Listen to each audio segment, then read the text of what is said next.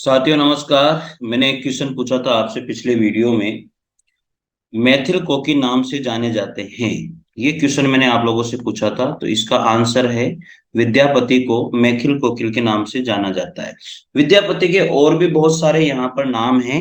अलग अलग नामों से विद्यापति को जाना जाता है और इसके बारे में हम लोगों ने पहले पढ़ भी लिया था। तो चलिए हम देखते हैं विद्यापति को और भी कितने नामों से जाना जाता है। आदिकालीन कवि विद्यापति को मैथिल कोकिल में मैथिल भाषा में पदावली की रचना करने के कारण मैथिल कोकिल नाम से जाना जाता है। विद्यापति के प्रशंसकों ने उन्हें कई उपाधियों से विभूषित किया जो निम्नवत हैं। ये अलग अलग उपाधियां हैं: अभिनव जयदेव, कवि शेखर, कवि कंठहार, नव कवि शेखर और खेलन कवि और दशावधान और पंचानन। ये इतने सारे जो उपाधियां हैं वो विद्यापति जी को दी गई है अलग अलग विद्वानों के द्वारा, अलग अलग प्रशंसकों के द्वारा। और इन इतने सारे नामों से विद्यापति को जाना जाता है साथियों। तो देखिएगा, मैथिल कोकिल के नाम से विद्यापति को जाना जाता है। अभिनव जयदेव, कवि शेखर, कवि कंठहार, नव कवि शेखर, खेलन कवि और दशावधान और पंचानन, इतने सारे नामों से जो है विद्यापति को जाना जाता है साथियों। चले आगे। 131 नंबर का प्रश्न है। विक्रम विक्रम की 7वीं शताब्दी से 11वीं तक अपभ्रंश की प्रधानता रही और फिर वही पुरानी हिंदी में परिणत हो गई। ये कथन किस विद्वान का है? विक्रम की 7वीं शताब्दी में 11वीं तक अपभ्रंश की प्रधानता रही और फिर वह पुरानी हिंदी में परिणत हो गई। ये कथन किस विद्वान का माना जाता है? ये कथन है, देखो, अपभ्रंश को पुरानी हिंदी कहने वाले कवि कौन है? चंद्र शर्मा गुलेरी है। तो उसी के आधार पर हम लोग ये बात करेंगे इस प्रश्न में। ठीक है ना, उन्होंने ये कही है अपभ्रंश की प्रधानता रही और फिर वह पुरानी हिंदी में परिणित हो गई। तो कहने का मतलब ये अपभ्रंश भाषा को पुरानी हिंदी किसने कहा? तो चंद्रदत्त शर्मा गुलेरी ने कहा था। तो इस आधार पर हम एक क्वेश्चन के आंसर को निकाल लेंगे साथियों। चलिए आगे बात करते हैं, इसमें पढ़ते हैं। विक्रम की 7वीं शताब्दी से 11वीं तक, विक्रम संवत की जो 7वीं शताब्दी है 11वीं शताब्दी तक अपभ्रंश की प्रधानता रही और फिर वह पुरानी हिंदी में परिणत हो गई। ये कथन चंद्रदत्त शर्मा गुलेरी का है। चंद्रदत्त शर्मा गुलेरी प्राकृताभास या हिंदी अपभ्रंश को पुरानी हिंदी कहने मानते थे। चंद्रदत्त शर्मा गुलेरी प्रसिद्ध कहानीकार थे। इन्होंने 3 कहानियां लिखी हैं। सुखमय जीवन 1911 में, बुद्ध का काटा 1914 में और उसने कहा था 1915 में। उसने कहा था जो स्टोरी वेरी वेरी इंपॉर्टेंट और इसमें से क्वेश्चन पूछे जाते हैं। तो चंद्रदत्त शर्मा गुलेरी थे, उनके द्वारा हिंदी या अप्राकृताभास हिंदी या अपभ्रंश भाषा या अपभ्रंश हिंदी को जो है पुरानी हिंदी इन्होंने कहा था। और इनके द्वारा 3 कहानियां लिखी गई जो मुख्य हैं: सुखमय जीवन 1911 में, बुद्ध का कांटा 1914 में और उसने कहा था 1915 में। ये इनके द्वारा 3 कहानियां लिखी गई थी। पृथ्वीराज रासो में कितने समय हैं, कितने सर्ग हैं, कितने खंड हैं? तो ये पृथ्वीराज रासो में कितने हैं? 69 है साथियों, सबको पता होना चाहिए। पृथ्वीराज रासो में छंद कितने हैं? 68 छंद हैं, ये भी आपको पता होना चाहिए। तो पृथ्वीराज रासो में 69 समय है या 69 सर्ग हैं। पृथ्वीराज रासो के लेखक कौन है? चंद्रबरदाई है। पृथ्वीराज रासो हिंदी का प्रथम महाकाव्य माना जाता है। हजारी प्रसाद द्विवेदी ने पृथ्वीराज रासो को सुख सुखी संवाद के रूप में रचित माना था। हजारी प्रसाद द्विवेदी ने जो है पृथ्वीराज रासो को सुख सुखी संवाद के रूप में रचित माना था।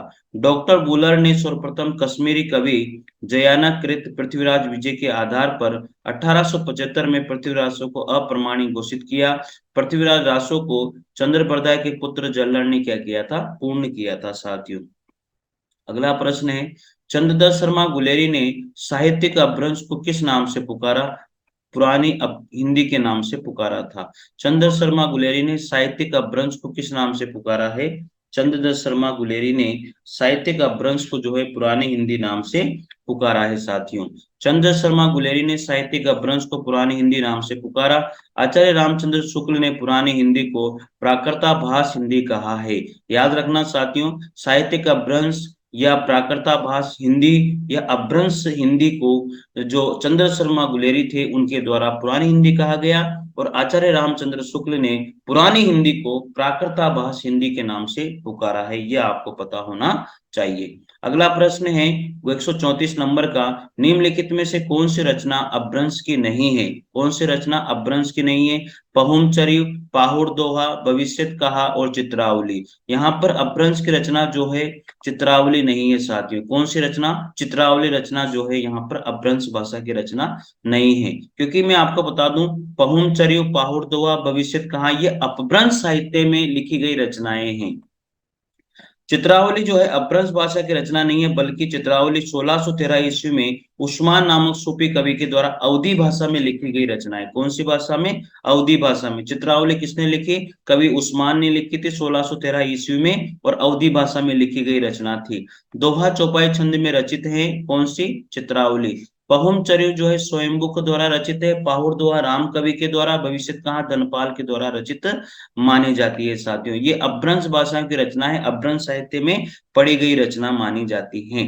135 नंबर का प्रश्न देखते हैं साथियों। यहाँ पर 135 नंबर का प्रश्न क्या कहता है?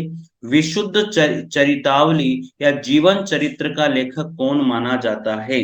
विशुद्ध चरितावली जीवन चरित्र का लेखक यहाँ पर किसको माना जाता है? माधव प्रसाद मिश्र को माना जाता है। किसको? माधव प्रसाद मिश्र को माना जाता है। देखिएगा, विशुद्ध विशुद्ध चरितावली या जीवन चरित्र के लेखक माधव प्रसाद मिश्र ये सुदर्शन एवं वेश्योपकारक के संपादक भी रहे हैं। इनके निबंध अधिकतर भावात्मक है, भाषा पांडित्यपूर्ण और मुहावरेदार है। साथियों नया प्रश्न है, इस टाइप का प्रश्न हम लोग नहीं पढ़ते हैं। नया प्रश्न आप लोग याद रखिएगा। विशुद्ध चरितावली या जीवन चरित्र का लेखक किसको माना जाता है? माधव प्रसाद मिश्र को माना जाता है। तो विशुद्ध चरितावली या जीवन चरित्र के लेखक माधव प्रसाद मिश्र हैं। ये सुदर्शन और वैश्योपकारक के संपादक भी रहे थे। किसके? सुदर्शन के और वैश्योपकारक के संपादक भी माधव प्रसाद मिश्र को माना जाता है। इनके निबंध अधिकतर भावात्मक रहे हैं, भाषा पांडित्य पूर्ण और मुहावरेदार इनकी रही है। 136 नंबर का प्रश्न है, अमीर खुसरो का जो मूल नाम है वो क्या था? अब्बुल हसन। क्या नाम था? मूल नाम अब्बुल हसन। साथियों इनका नाम था अब्बुल हसन। तो डी ऑप्शन इसका राइट हो जाएगा। अमीर खुसरो का मूल नाम अब्बुल हसन था। ये निजामुद्दीन औलिया के शिष्य थे। अमीर खुसरो ने खड़ी बोली हिंदी में पहली कविताएं रचना शुरू किया था। आदिकालीन कवि भी इनको माना जाता है। इनके प्रमुख जो रचनाएं हैं खालिक बारी, पहलियां, मुकरियां, दो सुकने और गजल, ये प्रमुख इनकी रचनाएं रही है साथियों। 137 नंबर का प्रश्न आता है, हिंदी में किस कवि को राजशेखर की उपाधि से अलंकृत किया गया था? विद्यापति को ही किया गया था। पहले भी हम लोगों ने विद्यापति के बारे में बहुत सारी उपाधियां पढ़ी हैं, अभिनव, जयदेव, और यहाँ पर राजशेखर के नाम से भी जो है विद्यापति को ही जाना जाता है। तो देखिएगा, आदिकालीन कवि विद्यापति को राजशेखर की उपाधि से अलंकृत किया गया है। विद्यापति तिरहुत के राजा शिव सिंह और कीर्ति सिंह के दरबारी कवि थे। विद्यापति जो है शैव संप्रदाय से संबंध रखते हैं। बच्चन ने विद्यापति को जातीय कवि भी कहा है। हरप्रसाद शास्त्री इन्हें पंचदेव उपासक स्वीकार करते हैं। सूर्यकांत त्रिपाठी निराला ने जो है पदावली को श्रृंगारिक पदों की मादकता को नागिन की लहर कहकर पुकारा। हजारी प्रसाद द्विवेदी ने श्रृंगार रस के सिद्ध वाक कवि कहा है। इसके अतिरिक्त विद्यापति को अन्य उपाधियों से विभूषित किया गया है। किस किस नाम से? अभिनव, जयदेव इनको कहते हैं, जो अभी हमने पढ़ा। कवि शेखर इनको कहा जाता है, राजशेखर इनको कहा जाता है, याद रखिएगा। कवि कंठहार, नव कवि शेखर, केलन कवि, दशावधान, पंचानन, मैथिल कोकिल आदि नामों से भी इनको जाना जाता है। चलिए अगला पढ़िए। 138 नंबर का प्रश्न है, कीर्ति लता के जो रचनाकार है वो विद्यापति को ही माना जाता है। साथ में विद्यापति के बारे में तो भयंकर ही बताया गया है, तो विद्यापति के बारे में क्वेश्चन पूछा भी जाता है, आप लोग याद रखिएगा। कीर्ति लता की जो रचनाकार है विद्यापति है। कीर्ति लता और कीर्ति पताका दोनों ही अवट भाषा में लिखी गई रचना है विद्यापति के द्वारा। कीर्ति लता जो है वो भृंगी संवाद के रूप में मानी जाती है। विद्यापति तिरहुत के राजा शिव सिंह और कीर्ति सिंह के दरबारी कवि थे। इनकी रचनाएं शैव सर्वस्व सार, गंगा वाक्यावली, दुर्गा भक्त रंगनी, भू परिक्रमा, दान वाक्यावली, पुरुष परीक्षा, विभाग सार, लिखनावली और गया पतलक वर्ण्य कृत्य संस्कृत भाषा में, कीर्तिलता और कीर्ति पताका अवध भाषा में, और पदावली और गोरक्ष विजय जो नाटक है वो मैथिल भाषा में लिखा गया है साथियों। 139 नंबर का प्रश्न आता है, अपनी पहेलियों और मुकरियों के लिए जाने जाते हैं। अपनी पहेलियों और मुकरियों के लिए तो अमीर खुसरो को ही जाना जाता है साथियों। वेरी वेरी इंपॉर्टेंट क्वेश्चन आपको याद होना चाहिए। अपनी पहेलियों और मुकरियों के लिए अमीर खुसरो को जाना जाता है। अमीर खुसरो के बारे में हमने बहुत कुछ पढ़ लिया है पहले। अमीर खुसरो का वास्तविक नाम अब्बुल हसन था। अमीर खुसरो निजामुद्दीन औलिया के शिष्य थे। अमीर खुसरो जो है खड़ी बोली के आदि कवि माने जाते हैं। खड़ी बोली में रचना करने वाले पहले कवि भी अमीर खुसरो को ही माना जाता है। अमीर खुसरो को जो है दोहा का दोहा चौपाई का जो है अमीर खुसरो को आविष्कारक माना जाता है। तान वो सारंगी का या तान का आविष्कारक अमीर खुसरो को माना जाता है। खालिक बारी, पहेलियां, मुकरियां, दो सुकने, गजल इनकी प्रमुख रचनाएं रही है साथियों। चलिए 140 नंबर का प्रश्न है, आदिकाल के साहित्य में उपेक्षित रहा है। आदिकाल के साहित्य में ये इनमें से कौन सी बातें जो है उपेक्षित रही है? सामाजिक चेतना आदिकाल के साहित्य में थी। आश्रयदाता की प्रशंसा करते थे। धार्मिक चेतना भी रही है, लेकिन राष्ट्रीय चेतना जो है आदिकालीन साहित्य में देखने को नहीं मिलती है। तो राष्ट्रीय चेतना आदिकाल के साहित्य में उपेक्षित रहा है। अन्य विशेषताएं तो थी, सामाजिक चेतना, आश्रयदाता प्रसन्नता, धार्मिक चेतना आदि विशेषताएं तो रही हैं। आदिकाल को जो है आचार्य रामचंद्र शुक्ल जो है वीर गाथा काल के नाम से जानते हैं साथियों। तो साथियों ये 10 क्वेश्चन थे, वेरी वेरी इंपॉर्टेंट क्वेश्चन, और आप लोगों को मैंने बताया है। वीडियो अगर आप देखते हो रोज, अच्छा लगता है तो जरूर शेयर और लाइक जरूर कीजिए, और प्लीज चैनल को जरूर सब्सक्राइब कर लीजिए, अच्छा ही रहेगा साथियों। कैसा लगा एक बार जरूर कमेंट करके बताइएगा। मिलते हैं अगले वीडियो के साथ, तब तक के लिए जय हिंद जय भारत, थैंक यू। साथियों नमस्कार, कोटा ऑनलाइन क्लासेज में आप सभी का स्वागत है। आज हम लोग यहाँ पर वीडियो स्टार्ट कर रहे हैं, और वो वीडियो है आप लोगों का 24 नंबर का साथियों। साथियों अब तक मैंने 23 वीडियो इसमें डाल चुका हूँ। हिंदी साहित्य के इतिहास से संबंधित सारे वीडियो, आदिकाल से संबंधित है या हिंदी भाषा या फिर नामकरण से संबंधित हिंदी साहित्य, इन सभी से संबंधित वीडियो मैंने अभी तक डाल दिए हैं साथियों। ये वीडियो आपके लिए बहुत ही लाभकारी होंगे, अतः आप इन वीडियो को जरूर देखते रहिए। और जहां पर भी हिंदी साहित्य का इतिहास आता है, जहां पर भी हिंदी साहित्य का इतिहास आता है, वहां पर ये सारे के सारे क्वेश्चंस रिपीट होते हैं साथियों। तो आप लोगों के लिए ये वीडियो एक कारगर साबित होगा, देखिए।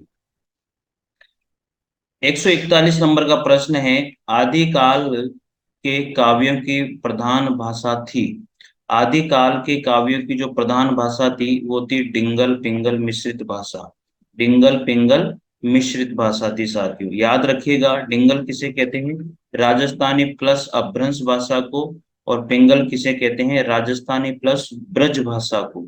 याद रखिएगा साथियों, आदिकाल के काव्यों की जो प्रधान भाषा थी वो थी डिंगल पिंगल मिश्रित भाषा। और डिंगल कहते हैं राजस्थानी प्लस अपभ्रंश को, और पिंगल कहते हैं राजस्थानी प्लस ब्रज भाषा को साथियों, याद रखिएगा। तो आदिकाल के काव्यों की प्रधान भाषा कौन सी थी?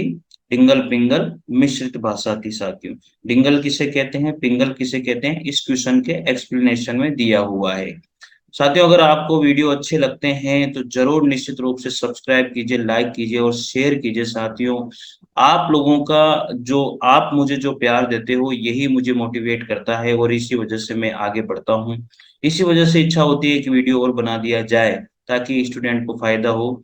कहीं पर भी किसी भी स्टेट में, इंडिया के किसी भी स्टेट में हिंदी साहित्य का इतिहास आता है अगर कहीं पर भी, तो इनमें से क्वेश्चन जरूर आते हैं, और मैं तो ये कहूंगा कि इनसे बाहर क्वेश्चन कहीं जाते ही नहीं। देखिएगा 142 नंबर का प्रश्न, पुस्तक जल्लण हथ दे चली गज्जन नरपकाज। ये पंक्ति किस कवि से संबंधित है? ये पंक्ति चंद्र बरदाई से संबंधित है। पृथ्वीराज रासो जो रचना इनकी रही है, जो महाकाव्य इनका रहा है, वहां से ये पंक्तियां ली गई है। तो पुस्तक जल्लण दे चली गज्जन नरपकाज, ये जो पृथ्वीराज रासो है इनके पुत्र उस जल्लण के द्वारा इसको पूरा किया गया था साथियों। देखिएगा, पुस्तक जल्लण दे चली गजन काज, ये पंक्ति चंद्र बरदाई से संबंधित है। पृथ्वीराज रासों में कितने छंद हैं? इसमें 68 छंद हैं, याद रखिएगा। सर्गों की संख्या 69 है और छंदों की संख्या इसमें 68 है। इसमें कंफ्यूज आप लोगों को नहीं होना है। हजारी प्रसाद द्विवेदी ने पृथ्वीराज रासो को सुख सुखी संवाद के रूप में रचित माना है, ये बात आपको याद होनी चाहिए। हजारी प्रसाद द्विवेदी ने पृथ्वीराज रासो को किसके रूप में रचित माना? सुख सुखी संवाद के रूप में रचित माना है। डॉक्टर बच्चन सिंह ने लिखा है ये अथा पृथ्वीराज रासो एक राजनीतिक महाकाव्य है। डॉक्टर बच्चन सिंह यहाँ पर पृथ्वीराज रासो के बारे में लिखते हैं कि जो पृथ्वीराज रासो है वो राजनीतिक महाकाव्य है। क्वेश्चन पूछा जाएगा, राजनीतिक महाकाव्य पृथ्वीराज रासो को किसके द्वारा कहा गया? डॉक्टर बच्चन सिंह के द्वारा कहा गया। पृथ्वीराज रासो को सुख सुखी संवाद के रूप में रचित किसने माना था? हजारी प्रसाद द्विवेदी ने माना था। इस तरह से प्रश्न आप लोगों के बन सकते हैं। और दूसरे शब्दों में राजनीति की महाकाव्यात्मक त्रासदी है। क्या कहा उन्होंने? ये एक राजनीतिक महाकाव्य है और दूसरे शब्दों में राजनीति की महाकाव्यात्मक त्रासदी इसको माना गया है। अगला प्रश्न है, निम्नलिखित में से कौन सा सुमेलित यहाँ पर नहीं है साथियों? देखेगा, बरतेश्वर बाहुबली रास किसकी रचना है? शालिभद्र सूरी के, ये तो राइट है। रेवंत गिरी रास विजयसेन सूरी की, ये भी राइट है। स्तुलिभद्र रास जीनदत्त सूरी की, ये भी राइट है। और चंदन बाला रास आसगु कवि की है, ये भी राइट है। जो स्तुलिभद्र रास है साथियों वो जीनदत्त सूरी की नहीं है, वो है जीन धर्म सूरी की रचना है। इसको याद रखिएगा, थोड़ा सा टिपिकल तो है, याद रखना आपको, पर याद तो रखना ही पड़ेगा साथियों। चलिए देखिए एक बार वो, बरतेश्वर बाहुबली रास किसकी रचना है? शालिभद्र सूरी की है। रेवंत गिरी रास किसकी रचना है? विजयसेन सूरी की है। और स्तुलिभद्र रास जो जीन धर्म सूरी की है, जीन दत्त सूरी की नहीं, जीन धर्म सूरी की है साथियों। थोड़ा सा इस पर ध्यान दे लीजिएगा, आप दत्त की जगह धर्म आएगा, ये ध्यान दे लेना, क्योंकि बहुत डिफिकल्ट क्वेश्चन है ये, मान के चलिए थोड़ा सा सिमिलर है, बाकी तो सब सेम ही है। और चंदन बाला रास की किसकी रचना है? आसगु कवि की है। और यहाँ पर उपदेश रसायन रास जो है जीन दत्त सूरी की रचना है। जीन दत्त सूरी की रचना कौन सी है? उपदेश रसायन रास। और स्तुलिभद्र रास है वो जीन धर्म सूरी की रचना है। इस तरह से आप इस पॉइंट को नोट कीजिए साथियों अपनी कॉपी के अंदर। अगला प्रश्न है, रणमल छंद का रचयिता कौन है? रणमल छंद का रचयिता है श्रीधर। कौन है? श्रीधर व्यास। ठीक है, देखिएगा रणमल छंद के रचयिता श्रीधर हैं। ये 70 छंद में लिखित एक वीर गीत है। जो रणमल छंद है उसके रचयिता श्रीधर है और ये 70 छंदों में लिखा गया है। जयचंद प्रकाश किसने लिखा? भट्ट केदार ने लिखा है। नामक प्रबंध काव्य है ये। मधुकर कवि ने जय मयंक जस चंद्रिका किसने लिखी? मधुकर कवि के द्वारा लिखी। कैसे याद रखेंगे इसको? जय चंद प्रकाश, तो ठीक है, यहाँ पर जब जब इस तरह से बना लीजिए, और जय मयंक म से मधुकर कवि, इस तरह से इसको बना लीजिए तो याद हो जाएगा। जोइंदु परमात्म प्रकाश किसकी रचना है? और योगसार किसकी रचना है? जोइंदु की रचना है। परमात्म प्रकाश और योगसार जो है वो जोइंदु की दोनों रचनाएं लिखी गई है साथियों। चलिए अगला प्रश्न देखते हैं, 145 नंबर का प्रश्न है। पृथ्वीराज रासो में पृथ्वीराज के पिता कौन है? पृथ्वीराज रासो में पृथ्वीराज के जो पिता है वो सोमेश्वर हैं। पृथ्वीरासो में पृथ्वीराज के पिता कौन है? सोमेश्वर माने जाते हैं। प्राकृताभास हिंदी, प्राकृताभास हिंदी से आशय क्या है? अपभ्रंश को प्राकृताभास हिंदी कहा गया है। जो प्राकृताभास हिंदी है वो अपभ्रंश भाषा को कहा जाता है, इस बारे में आपको ध्यान रखना है। प्राकृताभास हिंदी की रचना विक्रम विक्रम विक्रम संवत 7वीं शताब्दी से होने लगी थी। प्राकृताभास हिंदी का तात्पर्य है प्राकृत की रूढ़ियों में बहुत कुछ बद्ध हिंदी को कहा जाता है। गोरा बादल की कथा, गोरा बादल की कथा किसके द्वारा रचित है? गोरा बादल की कथा जो है वो जटमल के द्वारा रचित है। गोरा बादल की कथा जटमल द्वारा रचित है। दलपति विजय की रचना खुमान रासो, खुमान रासो किसने लिखी? दलपति विजय ने लिखी है। 9वीं शताब्दी की रचना है। नरपति नाल के द्वारा बिसल देव रासो, बिसल देव रासो किसने लिखा? नरपति नाल ने। यह 13वीं शताब्दी की रचना है। जल्लन चंद्रबरदाय के पुत्र थे, इन्होंने पृथ्वीरासो नामक रचना को पूर्ण किया था। चंद्रबरदाय के पुत्र थे जल्लन, और पृथ्वीराज रासो जो है वो चंद्रबरदाय ने तो लिखा था, लेकिन उसको जो पूर्ण किया था, पूरा किया था, वो चंद्रबरदाय के पुत्र जल्लन के द्वारा पूरा किया गया था। नाथों की संख्या कितनी मानी गई है? 9 से 9। तो नाथों की संख्या कितनी है? 9 है साथियों, याद रखिएगा। यहाँ पर दिया भी हुआ है, और ये पहले भी हम लोगों ने पढ़ चुके हैं। 9 नाथ कौन से हैं? नाथों की संख्या 9 मानी गई है। गोरख सिद्धांत संग्रह में 9 प्रवर्तकों के निम्नलिखित नाम गिनाए गए हैं। नागार्जुन, जड़भरत, हरिश्चंद्र, और इसके बाद में भीमनाथ, गोरक्षनाथ, चरपट, जलंधर, मल्लाय गुर्जन, और यहाँ पर है सोमनाथ।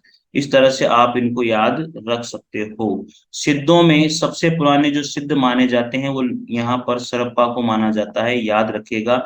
सरप्पा सिद्धों में सबसे पुराने थे। इन्हें सरोज, वज्र या राहुल भद्र के आदि नामों से भी जाना जाता है। सरप्पा की रचना दोहा कोश है। सरप्पा की रचना कौन सी है? दोहा कोश। दोहा कोश का संपादन प्रबोध चंद्र बागची ने किया था। सरप्पा जो है वो सिद्धों में सबसे पुराने थे।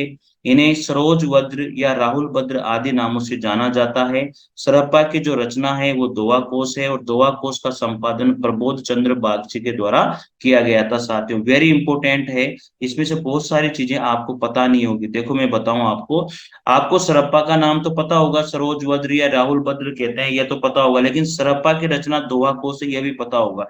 लेकिन दोहा कोश का संपादन किसने किया था, ये पता नहीं होगा। इसलिए नोट कर लीजिएगा, प्रबोध चंद्र बागची के द्वारा इसका संपादन किया गया था। अगला प्रश्न आता है, खुमान रासो का जो रचयिता है वो कौन है? कुमार रासो के रचयिता है दलपत विजय। कौन है? दलपत विजय। अभी हम पहले पढ़ चुके हैं इसका एक्सप्लेनेशन में। तो इसका मतलब आप ये देखिए, रिपीट होते हैं प्रश्न। कुमार रासो के रचयिता दलपत विजय हैं। इसकी रचना 9वीं शताब्दी में हुई। जगनिक यानी कि परमार रासो जगनिक की रचना है, जिसे आलाखंड के नाम से भी हम लोग जानते हैं। आलाखंड के नाम से किसको जाना जाता है? परमार रासो को। परमार रासो को किस नाम से जाना जाता है? आलाखंड के नाम से। किसने लिखा? जगनिक के द्वारा लिखा गया है। नरपति नाल ने जो है बिसल देव रासो लिखा, और चंद्र बरदाय ने, सबको पता है, पृथ्वीराज रासो लिखा था। अगला प्रश्न आता है 151 नंबर का, निम्नलिखित में से कौन सी रचना विद्यापति की नहीं है? कीर्तिलता, कीर्ति पताका, और जय मयंक जस चंद्रिका। तो सबको पता है कि ये तो तीनों तो है, लेकिन जय मयंक जस चंद्रिका विद्यापति की नहीं है। ये किसकी है? जय मयंक जस चंद्रिका मधुकर भट्ट की ये रचना मानी जाती है साथियों, तो याद रखिएगा। पदावली जो है आदिकालीन कवि विद्यापति की प्रसिद्धि का आधार ग्रंथ माना गया है। तो साथियों अगला प्रश्न आता है, बिसल देव रासो के रचनाकार कौन है? बिसल देव रासो के रचनाकार नरपति नाल हैं। कौन है? नरपति नाल। तो चंद्रबरदाय ने पृथ्वीराज रासो लिखा। धनपाल भविष्यत कहा किसने लिखा? धनपाल ने। और पृथ्वीराज विजय किसने लिखा? जयानक के द्वारा लिखा गया है। विद्यापति किसके आश्रित कवि थे? पहले हम बहुत कुछ पढ़ चुके हैं। देखिए आप रिपीट हो रहे हैं क्वेश्चन, आपको खुद को भी पता लग रहा होगा यार, रिपीट ही होते हैं क्वेश्चन, ठीक है ना। तो विद्यापति किसके आश्रित कवि माने जाते हैं? शिव सिंह और कीर्ति सिंह के। तो शिव सिंह के विद्यापति आश्रित कवि माने जाते हैं। शिव सिंह के आश्रित कवि थे। आचार्य रामचंद्र शुक्ल ने अपने इतिहास ग्रंथ हिंदी साहित्य के इतिहास में विद्यापति को संवत 1460 में तिरहुत के राजा शिव सिंह के यहाँ वर्तमान में माना गया है। पृथ्वीराज रासो किसके प्रति अनुरक्त थे? पृथ्वीराज रासो जो है संयोगिता के प्रति अनुरक्त थे। यह भी अच्छा प्रश्न बन जाता है साथियों। पृथ्वीराज जो है वो किसके प्रति अनुरक्त थे? संयोगिता के प्रति अनुरक्त थे।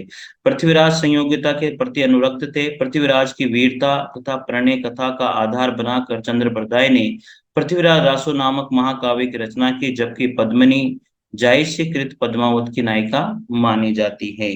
ठीक है। नाथ संप्रदाय में हठ योग का क्या अर्थ होता है? ह का मतलब सूर्य होता है, और ठ का मतलब चंद्र होता है। दोनों का योग होता है। तो डी ऑप्शन इसका राइट हो जाएगा साथियों। अगला प्रश्न है, निम्नलिखित में से किसका संबंध सिद्ध साहित्य से नहीं है? तो सिद्ध साहित्य से संबंध गोपी चंद्र का नहीं है। बाकी सिद्ध साहित्य में जो भी व्यक्ति हैं, जो भी यहाँ पर संत साधु जो भी हैं, ये ग्रंथकार हैं, सबके पीछे पा जुड़ता है साथ में। इसलिए आप लोग याद रखिएगा, सिद्धों के पीछे पा जुड़ता है। तो सरप्पा, सबरपा, कुकरीपा, ये सब लुहीपा, ये सब क्या है? सिद्ध हैं। ठीक है। और सबसे जो पुराने हैं वो तो सरप्पा है, आप सभी को पता है। इन्होंने दोहा कोश की रचना करी थी साथियों। ठीक है, राहुल वेल किस तरह की रचना है? गद्य पद्य मिश्रित चंपू काव्य है। देखो रिपीट हो रहे हैं ना प्रश्न। तो आदिकालीन ग्रंथ राहुल वेल जो है गद्य पद्य मिश्रित चंपू काव्य है। इसकी रचना जो है रोड़ा कवि के द्वारा की गई थी। राहुल वेल एक शिलांकित कृति है, 7 भाषाओं का इसमें प्रयोग हुआ है। 7 भाषाओं के शब्दों का प्रयोग हुआ है, जिसमें राजस्थानी इसमें मुख्य भाषा रही है। हिंदी के किस इतिहासकार के मतानुसार शालिभद्र सूरी हिंदी के प्रथम कवि माने जाते हैं? हिंदी का कौन सा इतिहासकार है जिसमें शालिभद्र सूरी प्रथम कवि माने जाते हैं? वो है गणपति चंद्र गुप्त। कौन है? गणपति चंद्र गुप्त। गणपति चंद्र गुप्त ने शालिभद्र सूरी को हिंदी का प्रथम कवि के रूप में स्वीकार किया है। निम्नलिखित विद्वानों के द्वारा भी प्रथम कवि के रूप में कौन कौन स्वीकार किया है? राहुल सांकृत्यायन ने सरप्पा को प्रथम कवि माना। डॉक्टर राम कुमार वर्मा ने स्वयंभू को माना है। शिव सिंह सेंगर ने पुष्पदंत पुंडे पुंड को माना है या पुण्य को माना है। और आचार्य हजारी प्रसाद द्विवेदी ने अब्दुल रहमान या अद्दहमाण को माना है। आचार्य हजारी प्रसाद द्विवेदी ने अब्दुल रहमान या अद्दहण को माना है साथियों। तो राहुल सांकृत्यायन के द्वारा सरप्पा को, डॉक्टर राम कुमार वर्मा के द्वारा स्वयंभू को, शिव सिंह सेंगर के द्वारा पुण्य या पुंड को, और हजारी प्रसाद द्विवेदी के द्वारा अब्दुल रहमान या अद्दहमाण को माना है हिंदी का प्रथम कवि। तो ये याद रखिएगा। अगला प्रश्न आता है, प्राकृत की अंतिम अपभ्रंश अवस्था से ही हिंदी साहित्य का आविर्भाव माना जाता है। उन दिनों जैसे गाथा कहने से प्राकृत का बोध होता था, वैसे दोहा या दुहा कहने से अपभ्रंश या प्रचलित काव्य भाषा का पद्य समझा जाता था। साथियों ये कथन पहले भी आ चुका है, वेरी वेरी इंपॉर्टेंट है साथियों, आप लोग इसका ध्यान रखिएगा। आचार्य रामचंद्र शुक्ल का कथन है, इसलिए इसे अच्छे से आपको ध्यान रखना है। प्राकृत की अंतिम अपभ्रंश अवस्था से ही हिंदी साहित्य का आविर्भाव माना जाता था। उन दिनों गाथा कहने से प्राकृत का बोध होता था, वैसे दोहा या दुहा कहने से अपभ्रंश या प्रचलित काव्य भाषा का पद्य समझा जाता था। ये कथन किसका है? ये कथन आचार्य रामचंद्र शुक्ल का कथन है साथियों।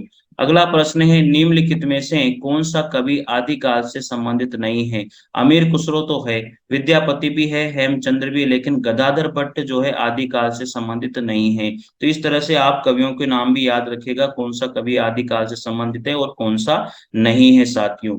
तो गदाधर भट्ट कवि जो है आदिकाल से संबंधित नहीं है। ये दक्षिण के ब्राह्मण थे और तेलंग देश आंध्र प्रदेश के हनुमानपुर से उत्तर भारत आए थे। इनके जन्म का समय ठीक से पता नहीं है, पर यह बात प्रसिद्ध है कि ये श्री चैतन्य महाप्रभु को भागवत कथा सुनाया करते थे। गदाधर भट्ट ब्रज भाषा के सुप्रसिद्ध कवि थे। ये भक्ति काल के अंतर्गत गौड़ीय संप्रदाय के प्रमुख कवि माने जाते हैं, जबकि अमीर खुसरो, विद्यापति और हेमचंद्र जो है आदिकाल के कवि माने जाते हैं। तो साथियों यहाँ पर आपको लिए ये 20 क्वेश्चन कंप्लीट होते हैं। आज थोड़ा सा वीडियो लंबा हो सकता है, इसलिए आप जरूर देखिएगा। मिलते हैं साथियों अगले वीडियो के साथ, तब तक के लिए जय हिंद जय भारत। एक बात मैं आपसे जरूर कह दूं साथियों, ये बहुत ही काम के प्रश्न है, चाहे कॉलेज लेक्चरर दे रहे हो, चाहे आप एमपी में पीजीटी टीजीटी या कोई भी एग्जाम दे रहे हो किसी स्टेट में, वहां पर या ईएमआर का एग्जाम दे रहे हो, इन प्रश्नों से बाहर एक भी प्रश्न नहीं जाएगा, ये मेरा विश्वास है। मैं इतना कॉन्फिडेंस हूँ कि शायद इनसे कोई बार हिंदी साहित्य के इतिहास में तो कोई क्वेश्चन नहीं जाएगा। तो इसलिए साथियों आप नोट्स बना करके तैयारी कीजिए। नोट्स के साथ अगर आप कर रहे हो तैयारी तो मजा आ जाएगा साथियों। तो साथियों मेरे हिसाब से आपको अच्छा लगा है तो आप शेयर कीजिए, सब्सक्राइब कीजिए, लाइक कीजिए। Thank you. साथियों नमस्कार, कोटा ऑनलाइन क्लासेज में आप सभी का स्वागत है एक बार फिर। साथियों आज हम करने वाले हैं 161 नंबर के क्वेश्चंस हैं। इससे पहले मैंने 23 से 24 वीडियो में डाल चुका हूं, प्लेलिस्ट में जाकर के आप देख लीजिएगा। और इसकी पीडीएफ के लिए आप जो है मेरे टेलीग्राम चैनल को ज्वाइन कर लीजिएगा, जिससे आपको इसकी पीडीएफ मिल सके। आदिकाल जैसे ही पूरा होगा साथियों मैं इसकी पीडीएफ आप लोगों को वहां पर डाल दूंगा। चलिए बढ़ते हैं 161 नंबर क्वेश्चन से। निम्नलिखित में से कौन सा कवि रासो ग्रंथकार नहीं है? साथियों इनमें से ऐसा कौन सा कवि है जिसने रासो ग्रंथ नहीं लिखा? ठीक है, इनमें से ऐसा कौन सा कवि है जिसने रासो ग्रंथ नहीं लिखा है? तो देखिएगा, आप सबको पता है विद्याधर, भट्ट केदार, श्रीधर, जगनीक। बताइए विद्याधर इनमें से ऐसे कवि हैं जिन्होंने रासो ग्रंथ नहीं लिखा है। विद्याधर रासो ग्रंथकार नहीं है, जबकि भट्ट केदार, श्रीधर और जगनीक रासो साहित्य के प्रमुख कवि हैं। जगनिक ने परमार रासो लिखा। परमार रासो को आपको पता है आलाखंड के नाम से भी हम लोग जानते हैं। श्रीधर ने रणमल छंद लिखा। भट्ट केदार ने जय चंद प्रकाश ग्रंथ की रचना करी। आचार्य रामचंद्र शुक्ल ने रासो साहित्य का उल्लेख वीर गाथा काल के अंतर्गत किया है। बिल्कुल सही बात है साथियों। आपको पता होगा कि आचार्य रामचंद्र शुक्ल ने आदिकाल को वीरगाथा काल के नाम से जाना है, अतः उन्होंने आदिकाल का नामकरण वीरगाथा काल किया है। और आचार्य रामचंद्र शुक्ल ने वीरगाथा काल में ही रासो साहित्य, रास साहित्य, जैन साहित्य, सिद्ध साहित्य और नाथ साहित्य, इस तरह से साथियों वहां पर हम लोगों ने पढ़ा है। तो यहाँ पर यही क्वेश्चन है कि रासो ग्रंथकार कौन सा नहीं है, तो इस तरह से भी क्वेश्चन पूछा जा सकता है, तो आप थोड़ा सा ध्यान रखिएगा। मतलब हर काल में जिस जिस काल में जो जो कवि आते हैं ये भी आपको पता होना चाहिए, और उन कवियों ने कौन कौन सी रचनाएं ग्रंथ लिखे हैं वो भी आपको पता होना चाहिए। उन ग्रंथों में जो मेन मेन जो ग्रंथ है उनमें क्या क्या है ये भी आपको पता होना चाहिए। इन क्वेश्चनों से तो यही पता लगता है। और ये क्वेश्चन मैंने अनेक बार देखा है, परमार रासो को किस नाम से जाना जाता है तथा इसके रचनाकार कौन है। तो परमार रासो को जगनिक ने लिखा, इसको आलाखंड नाम से भी जाना जाता है। 162 नंबर का क्वेश्चन है, भला हुआ जो मारिया बहिणी मारा कंतु। देखो कितनी बार आ गई ये लाइन, भला हुआ जो मारिया मारिया बहिणी मारा कंतु। पंक्ति का रचनाकार किसको माना गया है? हेमचंद्र को का माना गया है।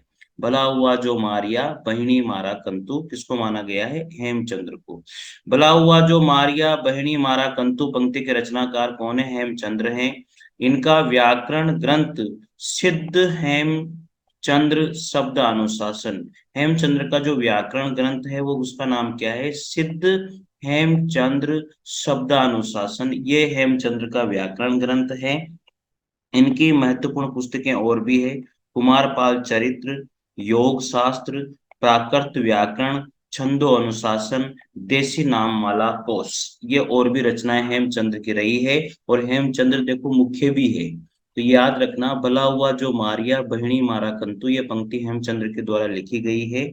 और इनका जो व्याकरण ग्रंथ है वो बहुत ही प्रसिद्ध है, सिद्ध हेमचंद्र शब्द अनुशासन, ये इन्होंने व्याकरण ग्रंथ लिखा है। इनकी और भी पुस्तकें हैं, कुमारपाल चरित्र, योग शास्त्र, प्राकृत व्याकरण, छंदो अनुशासन और देशी नाम माला कोश, ये इनकी और भी रचनाएं रही है साथियों। अगला प्रश्न है, चंद्र बरदाई को हिंदी का प्रथम महाकवि किसने कहा था? देखो ये तो सबको पता है, चंद्र बरदाई को हिंदी का प्रथम महाकवि आचार्य रामचंद्र शुक्ल के द्वारा कहा गया है। 100% ये क्वेश्चन इंपोर्टेंट है, और इंपोर्टेंट क्वेश्चन के साथ साथ सबको पता भी होता है। चंद्र बरदाई को जो है हिंदी का प्रथम महाकवि किसको किसके द्वारा कहा गया है?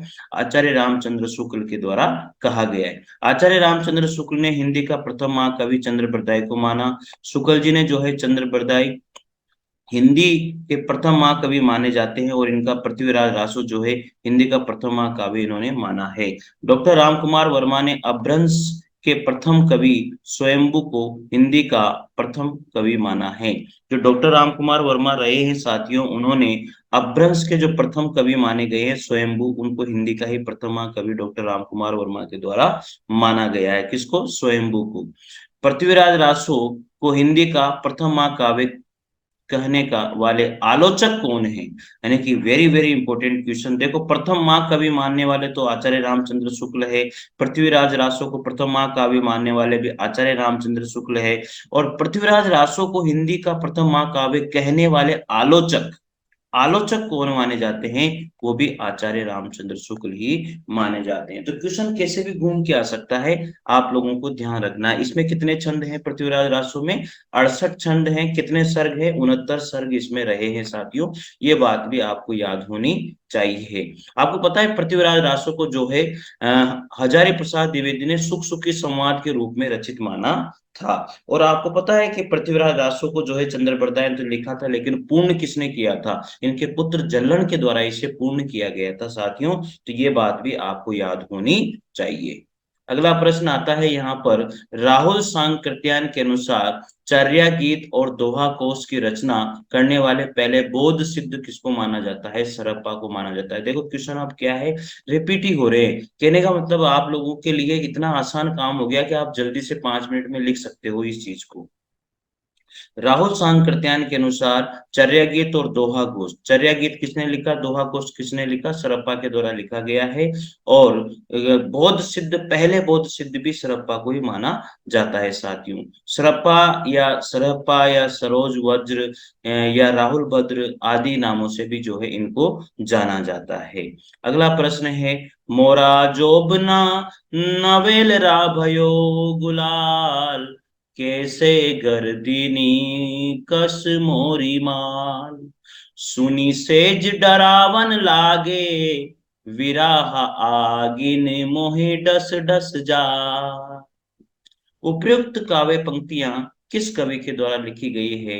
ये तो मुझे पता है, अमीर खुसरो के द्वारा लिखी गई है।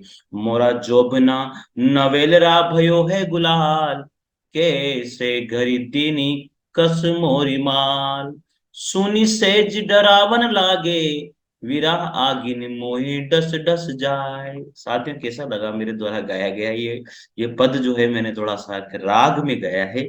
आप लोगों को अच्छा लगा हो जरूर कमेंट कीजिएगा यार, ठीक है। चलिए, अमीर खुसरो ने ये पंक्तियां लिखी है, अमीर खुसरो के इसके कवि हैं। और भी हम देखते हैं, मोरा जोबना नवेलरा भयो गुलाल, कैसे गर्दिनी कस मोरी माल, कैसे गर्दिनी कस मोरी माल, सुनी सेज डरावन लागे, बिरहा अग्नि मोए डस डस जाए।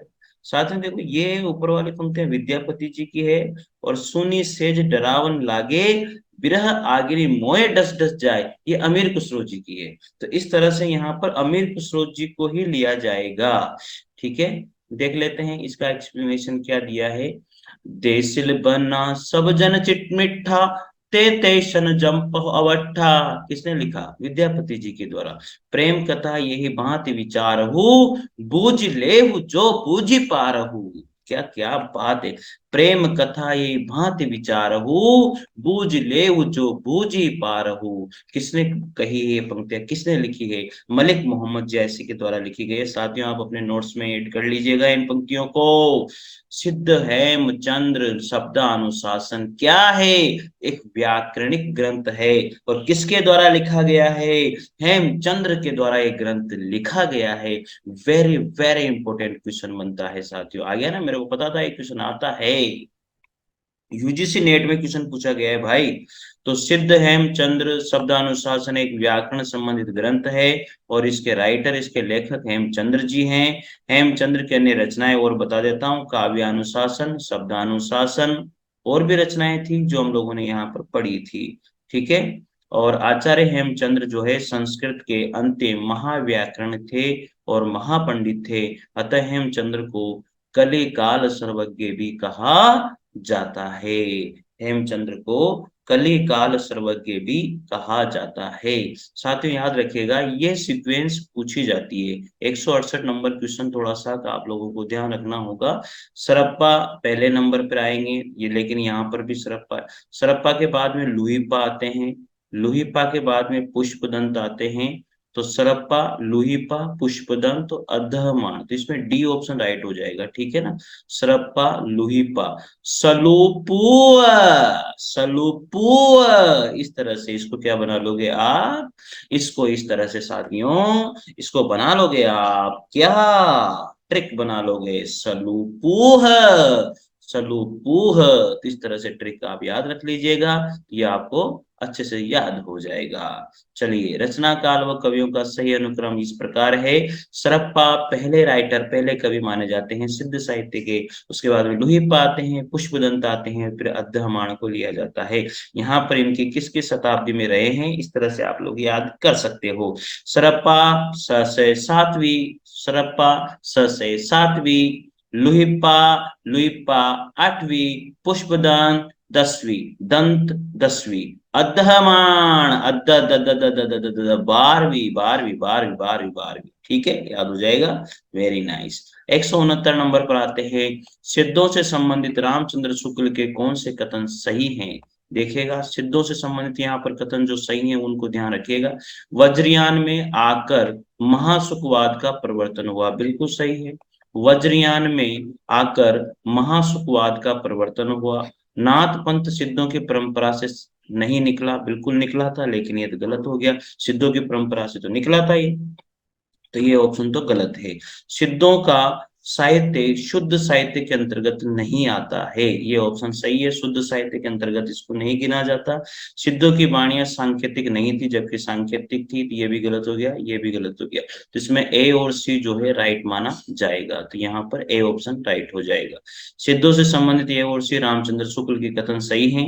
वज्रयान में आकर महासुखवाद का प्रवर्तन हुआ तथा सिद्धों का साहित्य शुद्ध साहित्य के अंतर्गत नहीं आता है, ऐसा शुक्ल जी का कथन है। जबकि नाथपंथ सिद्धों की परंपरा से निकला है और सिद्धों की वाणियां सांकेतिक रही है साथियों। 170 नंबर का प्रश्न है। निम्नलिखित काव्य पंक्तियों को उनके रचनाकारों के साथ सुमेलित आप लोगों को करना है। देखिएगा, सबसे पहली, पंडिह सहल सत बखान ही देहि बुद्ध बसंत अण जाहि। तो किसने लिखी है साथियों? मेरे को तो विद्यापति जी की लगती है ये। किसकी पंक्ति है? विद्यापति जी की पंक्ति है साथियों।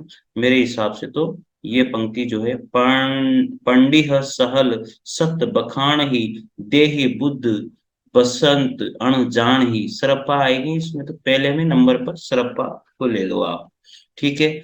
12 बसेले कुकर जिए और 13 ले जिए सिहार। 12 बरस से कुकर जिए, 13 ले जिए सियार। इसमें सेकंड नंबर पर आ जाएंगे जगनीक। सेकंड नंबर पर जगनीक को मिला देते हैं। ठीक है, ये मिल गया जगनीक, और क्या है? ठीक है ना, मिल गया ना यहाँ से जगनीक। फिर इसके बाद में, बड़ कौशल तुह राधे किन्ह कनाहि लोचन आधे, किन्ह कनाहि लोचन आधे, फोर्थ नंबर पर मिला दीजिए। ये विद्यापति जी हो जाएंगे। जाति ओछा पाति ओछा, ओछो जनहु समाज, ये तो रैदास जी की पंक्तियां हैं साथियों। इस तरह से ये पंक्तियां यहाँ पर मिल जाती है। तो आप लोग यहाँ देख लीजिएगा। पंडिह सह, पंडिह असल सत बखानी देही बुद्ध बसंत अण जाही, सरप्पा की पंक्तियां हैं। 12 बरस ले कुकर जिए और 13 लिए जिए सियार, जगनीक की पंक्तियां हैं।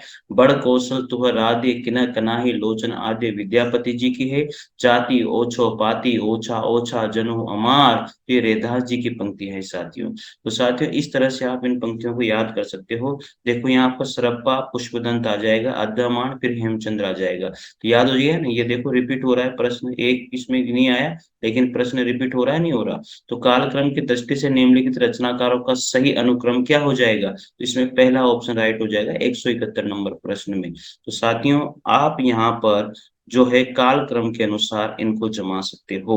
तो साथियों, आज का वीडियो हम लोग यहीं स्टॉप करते हैं, मिलते हैं अगले वीडियो के साथ। अगर आपको अच्छा लगे तो जरूर लाइक और शेयर कीजिएगा, और निश्चित रूप से सब्सक्राइब कीजिएगा। इन क्वेश्चनों से आपकी बहुत बहुत अच्छी प्रैक्टिस हो रही होगी साथियों। चलिए, मिलते हैं अगले वीडियो के साथ। जय हिंद, जय भारत। साथियों नमस्कार, कोटा ऑनलाइन क्लासेस में आप सभी का स्वागत है। आज हम पढ़ेंगे यहाँ पर 25 नंबर का वीडियो स्टार्ट हो रहा है। देखिएगा, 171 नंबर का क्वेश्चन है। कालक्रम की दृष्टि से निम्नलिखित रचनाकारों का सही अनुक्रम क्या होगा? तो साथियों 100% यहाँ पर पहला ऑप्शन होगा, क्योंकि पहला सरप्पा ही है। दूसरा यहाँ पर पुष्पदंत है, क्योंकि सरप्पा के बाद में लुहिप्पा था, उसके बाद में पुष्पदंत था, फिर अद्दरमान है। तो सरप्पा, पुष्पदंत, अद्दहमान और हेमचंद्र है साथियों। थोड़ी सी तबीयत मेरी लूज हो रही है, लेकिन फिर भी मैं वीडियो जरूर कंटिन्यू डाल रहा हूँ साथियों। आप लोगों का रूटीन नहीं टूटे इस वजह से। जो भी स्टूडेंट पढ़ रहे हैं वो कंटिन्यू पढ़ते रहे, आप निश्चिंत रहे। ठीक है। तो कालक्रम की दृष्टि से निम्नलिखित रचनाकारों का सही अनुक्रम इस प्रकार है। सरप्पा का जो समय है वो 769 ईस्वी में है। पुष्पदंत 10वीं सदी, और अद्दहमान 12वीं सदी, और हेमचंद्र भी 12वीं सदी से हैं। लेकिन पहले अद्दहमान है, फिर हेमचंद्र है। तो सरप्पा, पुष्पदंत, अद्दहमान और हेमचंद्र यहाँ पर सीरीजवाइज हो जाएंगे साथियों। 172 नंबर का प्रश्न है। ऐन्द्री का लड़बड़ा, जिब्बा का कोहड़ा, काच का जति, मुख का सती, जो सत्पुरुष उत्तमो कथि। गोरखनाथ की इस दृष्टि से सच्चा साधक वही है जो संयमी हो, इंद्रिय दमन करने वाला हो, कूट भाषा बोलने वाला हो, यह महासुखवादी हो। तो साथियों, वेरी नाइस क्वेश्चन, बहुत बढ़िया प्रश्न है। इसमें डी ऑप्शन राइट हो जाएगा, पहला और दूसरा ऑप्शन इसका सही होगा। गोरखनाथ ने कहा है कि जो सच्चा साधक होता है वो संयमी होता है और इंद्रिय दमन करने वाला होता है। इंद्रिय दमन करने का मतलब ये होता है कि सारी इंद्रियों को अपने वश में करने वाला होता है, वो सच्चा साधक होता है। इंद्रिय का लड़बड़ा, इसको कहते हैं इंद्रिय दमन करने वाला। जिब्बा का पोहड़ा, जीभ को रोकने वाला। काज का जति, मुख का सती। जो सतपुरुष उत्तमो कति, यानी कि वो सतपुरुष है जो उत्तम कहा जाता है। तो गोरखनाथ ने यही बात कही है कि वो सच्चा साधक कौन सा हो सकता है, जो संयमी हो, इंद्रिय दमन करने वाला हो। तो ये पंक्तियां दोनों इसमें सही होती है साथियों। आगे बात करते हैं। दी गई काव्य पंक्तियों के आधार पर गोरखनाथ की दृष्टि में सच्चा साधक वही है जो संयमी हो और दूसरा है इंद्रिय दमन करने वाला हो। तो दोनों ही कूट यहाँ पर सही है, तो डी ऑप्शन इसका सही हो जाएगा साथियों। अगला प्रश्न यहाँ पर आता है, सिद्धों और योगियों की रचनाओं का जीवन की स्वाभाविक अनुभूतियों और दशाओं से कोई संबंध नहीं है। सिद्धों और योगियों की रचनाओं का जीवन की स्वाभाविक अनुभूतियों और दशाओं से कोई संबंध नहीं है, अतः वे शुद्ध साहित्य के अंतर्गत नहीं आती हैं। ये विचार यहाँ पर किसके द्वारा दिया गया था? ये विचार आचार्य रामचंद्र शुक्ल के द्वारा दिया गया है साथियों। ये भी अच्छा प्रश्न है, हर जगह पर ये प्रश्न नहीं मिलते हैं इसलिए साथियों, और यूजीसी नेट में पूछा गया प्रश्न है, अच्छे प्रश्न होते हैं ये। देखिएगा, सिद्धों और योगियों की रचनाओं का जो जीवन की है वो स्वाभाविक अनुभूतियों और दशाओं से कोई संबंध नहीं होता है, अतः वे शुद्ध साहित्य के अंतर्गत नहीं आती है। किसने कहा? आचार्य रामचंद्र शुक्ल के द्वारा ये बात कही गई है। सिद्धों और योगियों की रचनाओं का जीवन की स्वाभाविक अनुभूतियों और दशाओं से कोई संबंध नहीं है, अतः वे शुद्ध साहित्य के अंतर्गत नहीं आती हैं। ये कथन आचार्य रामचंद्र शुक्ल ने कहा है। ये कथन आचार्य रामचंद्र शुक्ल का है, जबकि मुनि जिन विजय, हजारी प्रसाद द्विवेदी और धीरेन्द्र वर्मा का संबंध इस कथन से नहीं है साथियों। 174 नंबर का प्रश्न है, निम्नलिखित में से कौन सी रचनाएं पुष्पदंत द्वारा रचित नहीं है? तो यह प्रश्न अच्छा प्रश्न है। पुष्पदंत की रचनाओं के बारे में हमने बहुत पहले एक प्रश्न आया था, उसमें पुष्पदंत की रचनाओं को हमने देखा था कि पुष्पदंत की रचनाएं कौन कौन सी है साथियों। तो देखिएगा यहाँ पर जो है, आयोग ने इस प्रश्न को सबको समान अंक दिए थे। पुष्पदंत की प्रमुख रचनाएं हैं तिरसठी महापुरुषी, गुणालंकार और अणयम कुमार चरिव और जसहर चरिव। तो यहाँ पर साथियों, पुष्पदंत ने अपने काव्य में चौपाई छंद का प्रयोग किया है। पुष्पदंत को हिंदी का बहुभूति भी कहा जाता है। तो ये ऑप्शन थोड़ा सा मिस्टेक था, इसलिए इस ऑप्शन को आप जो है ये इसका एक्सप्लेनेशन पढ़े, इससे कोई लेना देना आपको नहीं है साथियों। चलिए अगला प्रश्न देखते हैं 175 नंबर का। इश्क भरा है देख ले और जगत से दूर, एक अचंबा हमने देखा देहरी का नाशूर। अमीर खुसरो के उपयुक्त पहली से क्या अभिप्राय है साथियों? यहाँ पर बी नंबर का ऑप्शन होगा, अर्थात कुआ। इश्क भरा है देख ले और जगत से दूर, एक अचंबा हमने देखा देहरी का नाशूर। तो ये जो पहेली है ये किसकी ओर इंगित करती है? कुएं की ओर। ठीक है, और भी पहेलियां हैं जो इंपोर्टेंट पहेलियां इनकी दी गई है, वो भी आप ध्यान से पढ़िएगा। अमीर खुसरो के उपयुक्त पहेलियों का अभिप्राय कुआ है। अमीर खुसरो ने और पहेलियां, एक थाल मोती से भरा, सबके सिर पर औंधा धरा, चारों ओर वो थाली फिरे, मोती उससे एक न गिरे। तो आकाश के लिए कहा गया, एक नार ने अचरज किया, सांप मार पिंजरे में दिया, जो जो सांप ताल को खाए, सूखे ताल सांप मर जाए। तो ये दीपक के लिए कहा है। अर्थ थे इसका बूझेगा, मुंह देखो तो सूझेगा, अर्थात दर्पण की बात है। अर्थ ते इसका बुझेगा, मुंह देखो तो सूझेगा, ये दर्पण की बात इन्होंने कही है। तो साथियों, ये पंक्तियां भी आप याद रखिएगा, क्योंकि ये पहेलियां जो है अमीर खुसरो की बहुत सी बार पूछ ली जाती है। तो यहाँ पर अमीर खुसरो ने आकाश के लिए, दीपक के लिए और दर्पण के लिए बात करी है। इनके द्वारा रचित जो और भी रचनाएं हैं, खालिक बारी, पहेलियां, मुकरियां, दो सूखने और गजल, ये इनकी रचनाएं रही है साथियों। 176 नंबर का प्रश्न है, सखी पिया को जो मैं न देखूं, तो कैसे काटूं अंधेरी रतियां, सखी पिया को जो मैं न देखूं, तो कैसे काटूं अंधेरी रतियां। उपयुक्त काव्य पंक्तियां किस कवि की है? ये भी अमीर खुसरो की ही है साथियों। किसकी है? अमीर खुसरो की। प्रश्नोक्त पंक्तियां खड़ी बोली के प्रथम प्रयोक्ता आदिकालीन कवि अमीर खुसरो से ली गई है। अमीर खुसरो हिंदी खड़ी बोली के प्रथम कवि माने जाते हैं, सबको पता है। इनकी रचनाएं भी आप सबको पता है। खालिक बारी, दीवानी हिंदवी, हालात ए कन्हैया, मुकरियां, दो सूखने, गजल, पहेलियां, ये इनकी रचनाएं रही है साथियों। देखिएगा, दो सूखने, गजल, इन्हें इतिहास में जो है सितार और तबले का आविष्कारक भी कहा जाता है। यह प्रश्न भी अनेक बार पूछा गया है। सितार और तबले का आविष्कारक अमीर खुसरो को कहा जाता है। ये प्रसिद्ध संगीतज्ञ और हजरत निजामुद्दीन औलिया के परम शिष्य माने गए हैं।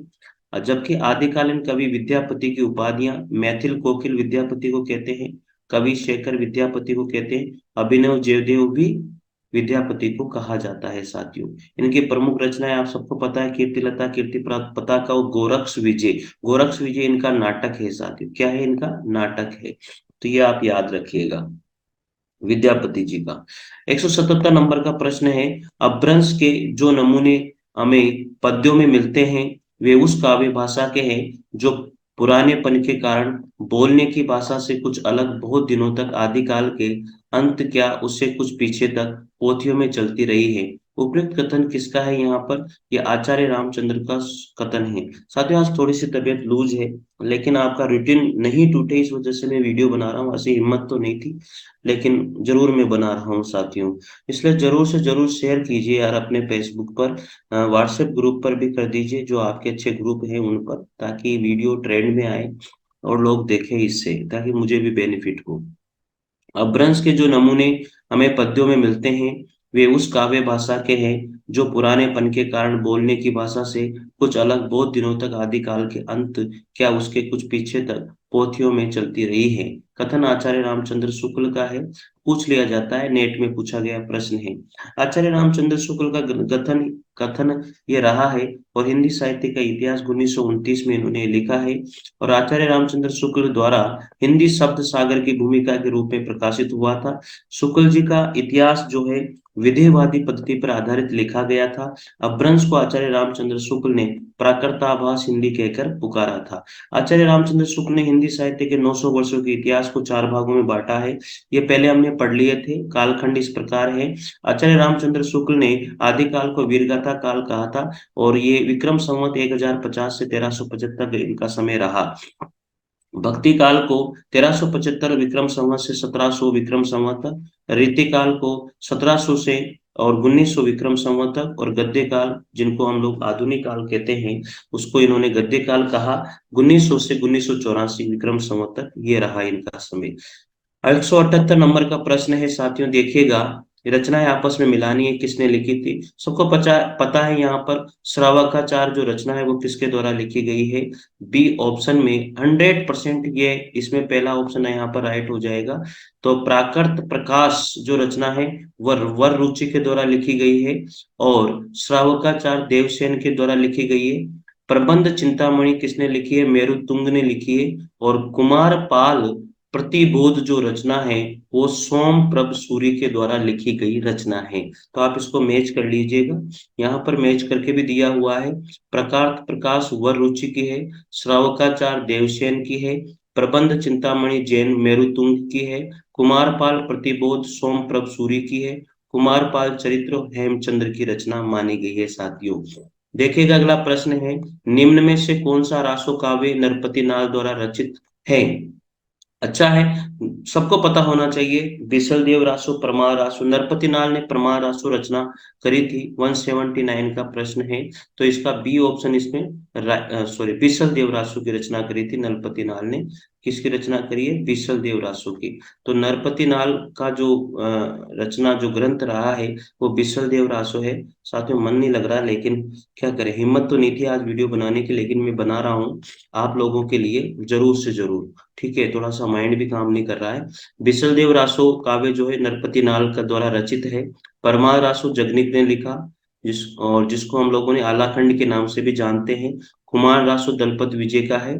और पृथ्वीराज रासो चंद्रप्रदाय का है, और बिसल देव रासो जो है नरपति नाल का है साथियों। ठीक है। 180 नंबर का प्रश्न है, निम्नलिखित में से नाथ साहित्य की कौन सी विशेषता नहीं है? रामायण तथा महाभारत से संबंधित कथाओं का साहित्य में समावेश है, यह विशेषता इनकी नहीं है, तो ये ऑप्शन ही गलत हो जाएगा। देखो, नाथ साहित्य की विशेषताओं में चित्त शुद्धि और सदाचार में आस्था वो रखते थे, बिल्कुल राइट है। गुरु महिमा वो रखते थे, उलट बांसियों में उनका था। तो साथियों, ये तीनों ऑप्शन तो बिल्कुल सही है, लेकिन पहला ऑप्शन नहीं है, क्योंकि रामायण महाभारत की बात अपने नाथ साहित्य में कहाँ पड़ी है, तो 100% ये गलत है। तो चित्त शुद्धि यानी कि मन की शुद्धि, सदाचार में आस्था होती थी, गुरु महिमा का उन्होंने देखा है, उलट बासिया उनमें थी सही।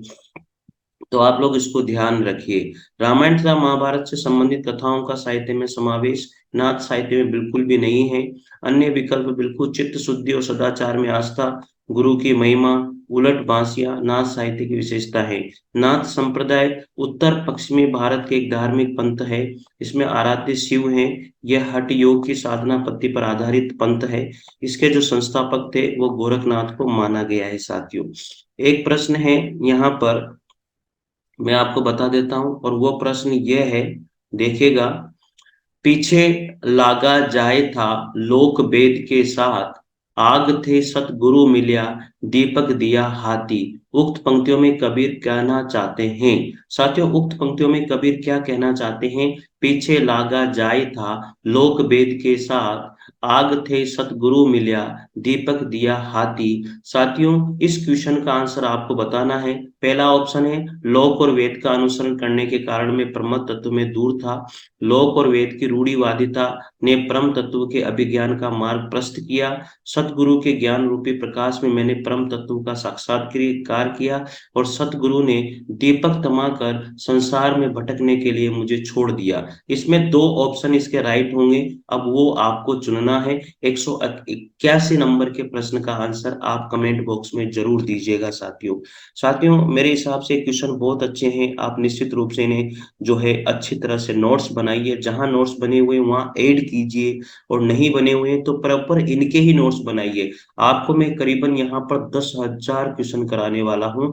हम लोग आदिकाल के 181 नंबर के प्रश्न पर पहुंच चुके हैं। 181 प्रश्न नहीं है, ये 500 से अधिक प्रश्न हो चुके हैं। ठीक है साथियों, मिलते हैं अगले वीडियो के साथ, तब तक के लिए जय हिंद जय भारत। थैंक यू यार, आज थोड़ी तबीयत लूज है, इसलिए ज्यादा नहीं पढ़ा पाऊंगा। Thank you.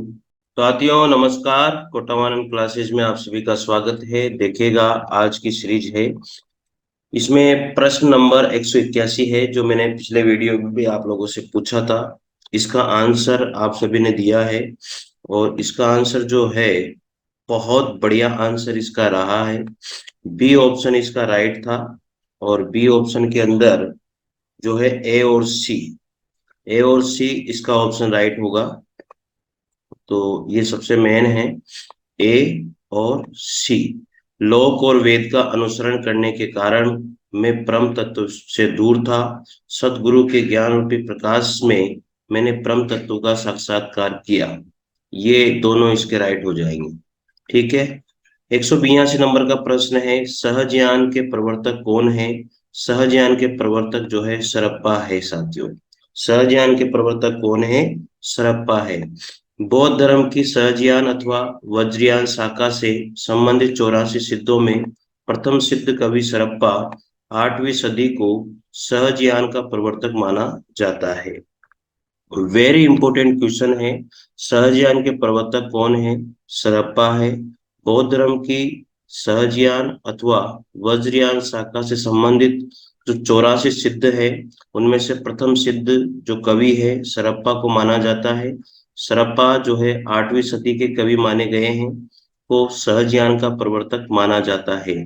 सरप्पा को जो है सरोज वज्र और राहुल भद्र आदि नामों से भी हम सरप्पा को क्या करते हैं, जानते हैं। और सरप्पा को जो है राहुल सांकृत्यायन ने हिंदी का प्रथम कवि भी माना है। ये बात भी आपको पहले से ही पता है साथियों। सरप्पा द्वारा रचित ग्रंथ जो है दोहा कोश है, ये भी बात आपको पता होनी चाहिए। सरप्पा के द्वारा रचित जो ग्रंथ है वो दोहा कोश है।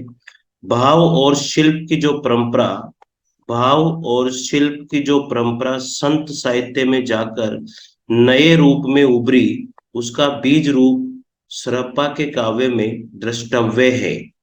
यानी कि जो भाव और शिल्प की जो परंपरा है वो संत साहित्य में जाकर के नए रूप में जो उभरी है, उसका बीज जो है कहाँ हमें प्राप्त होता है, सरप्पा के काव्य में देखा जाता है। सबरपा की जो पुस्तक है वो चर्यापद है। लुहिप्पा, कणप्पा, डोम्बिप्पा और कुकुरिप्पा आदिकाल के अन्य प्रमुख सिद्ध कवि माने जाते हैं। सिद्ध कवियों के पीछे, जो सभी के पीछे जो है पा जुड़ता है, ये बात आपको अच्छे से याद होगी। सरप्पा के बाद में लुहिप्पा और उसके बाद में जो है कणप्पा, डोम्बिप्पा, कुकुरिप्पा, ये इनकी सीरीज है साथियों। अगला प्रश्न है, संदेश रासक के जो रचयिता है वो कौन है? संदेश रासक के रचयिता अब्दुल रहमान है। कौन है? अब्दुल रहमान। अपभ्रंश भाषा के समर्थ कवि अब्दुल रहमान ने संदेश रासक नामक हिंदी काव्य ग्रंथ की रचना की। संदेश रासक एक खंड काव्य है। जो संदेश रासक जो है वो एक खंड काव्य है, जिसमें विक्रमपुर की एक वियोगिनी की विरह कथा का वर्णन किया गया है। संदेश रासक एक खंड काव्य है जो अब्दुल रहमान के द्वारा लिखा गया है और जिसके अंतर्गत विक्रमपुर की एक वियोगिनी की विरह कथा का वर्णन किया गया है। आगे है, खड़ी बोली के प्रथम कवि अमीर खुसरो। इनका जो असली नाम है वो अब्दुल हसन था। इनके द्वारा खालिक बारी, गजल, सूकने और ये बहुत सारी रचनाएं इनके द्वारा लिखी गई है, जो पहले हम लोग अमीर खुसरो के बारे में बहुत कुछ पढ़ चुके हैं। 184 नंबर का प्रश्न है, विद्यापति की कौन सी रचना अभी तक संपादित होकर प्रकाशित नहीं हुई है? विद्यापति की जो कीर्ति पताका है, ये रचना अभी तक संपादित होकर के प्रकाशित नहीं हुई है। कौन सी रचना है? कीर्ति पताका। कौन सी रचना है? कीर्ति पताका। साथियों, ये क्वेश्चन तो मैंने भी अभी तक पढ़ा नहीं था और ये question very very important question है। हम लोग अलग तरह के पढ़ते हैं, लेकिन यहाँ पर कुछ अलग तरीके से पूछा गया है। ठीक है, तो विद्यापति के बारे में हम लोगों ने ऊपर बहुत कुछ पढ़ लिया है। कीर्ति पताका अभी तक संपादित होकर प्रकाशित नहीं हो सकी। हिंदी साहित्य के आदिकाल के श्रृंगारिक कवि, मैथिल कोकिल भी इनको जाना जाता है, कवि शेखरम इनको कहते हैं, अभिनव जयदेव भी इनको कहते हैं, आदि उपनाम इनके हैं। विद्यापति ने कीर्तिलता, कीर्ति पताका, पदावली नामक काव्य ग्रंथों की रचना करी। कीर्तिलता और कीर्ति पताका जो रचना है वो अवध भाषा में लिखी गई थी। ये इन्होंने जो है कीर्ति सिंह एवं शिव सिंह की वीरता का वर्णन इन्होंने इसमें किया है और ये कीर्ति सिंह और शिव सिंह के आश्रय कवि माने जाते हैं।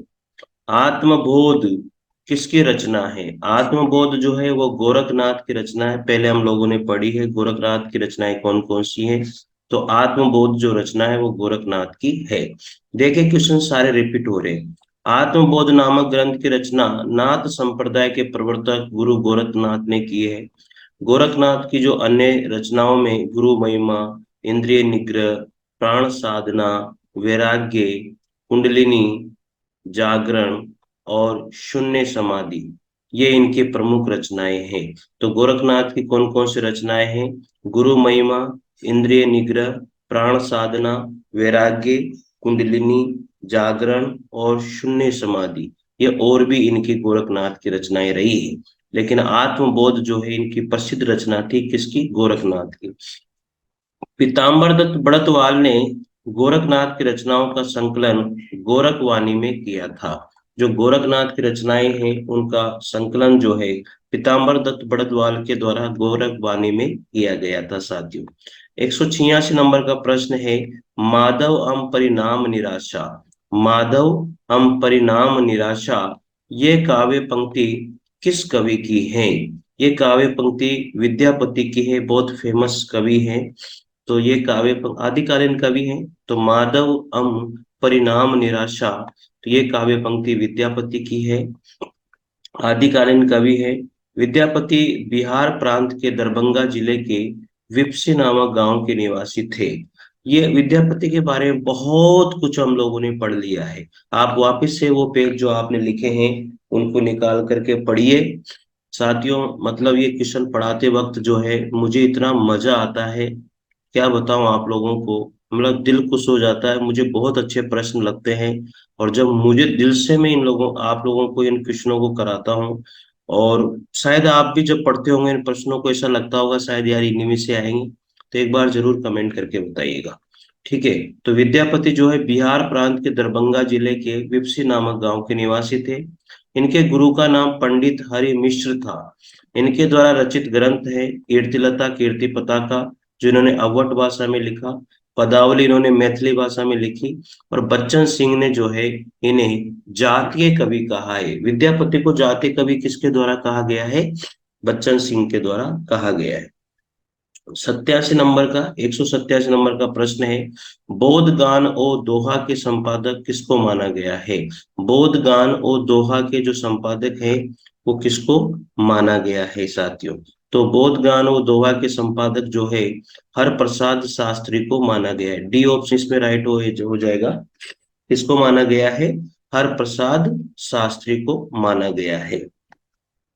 प्रबोध चंद्र बागची के द्वारा क्या लिखा गया? दोहा कोश लिखा गया। और राहुल सांकृत्यायन ने जो है हिंदी काव्य धारा लिखी है। राहुल सांकृत्यायन ने हिंदी काव्य धारा को लिखा है। ठीक है। 188 नंबर का प्रश्न है, सिद्ध कवियों द्वारा प्रयुक्त भाषा को क्या कहा जाता है? संध्या कहा जाता है। यहाँ स से स मैच कर लो। सिद्ध में भी स आ रहा है और संध्या में भी पहले स आ रहा है, तो इस तरह से याद हो जाएगी। सिद्ध कवियों द्वारा प्रयुक्त भाषा को हम लोग संध्या भाषा भी कहते हैं।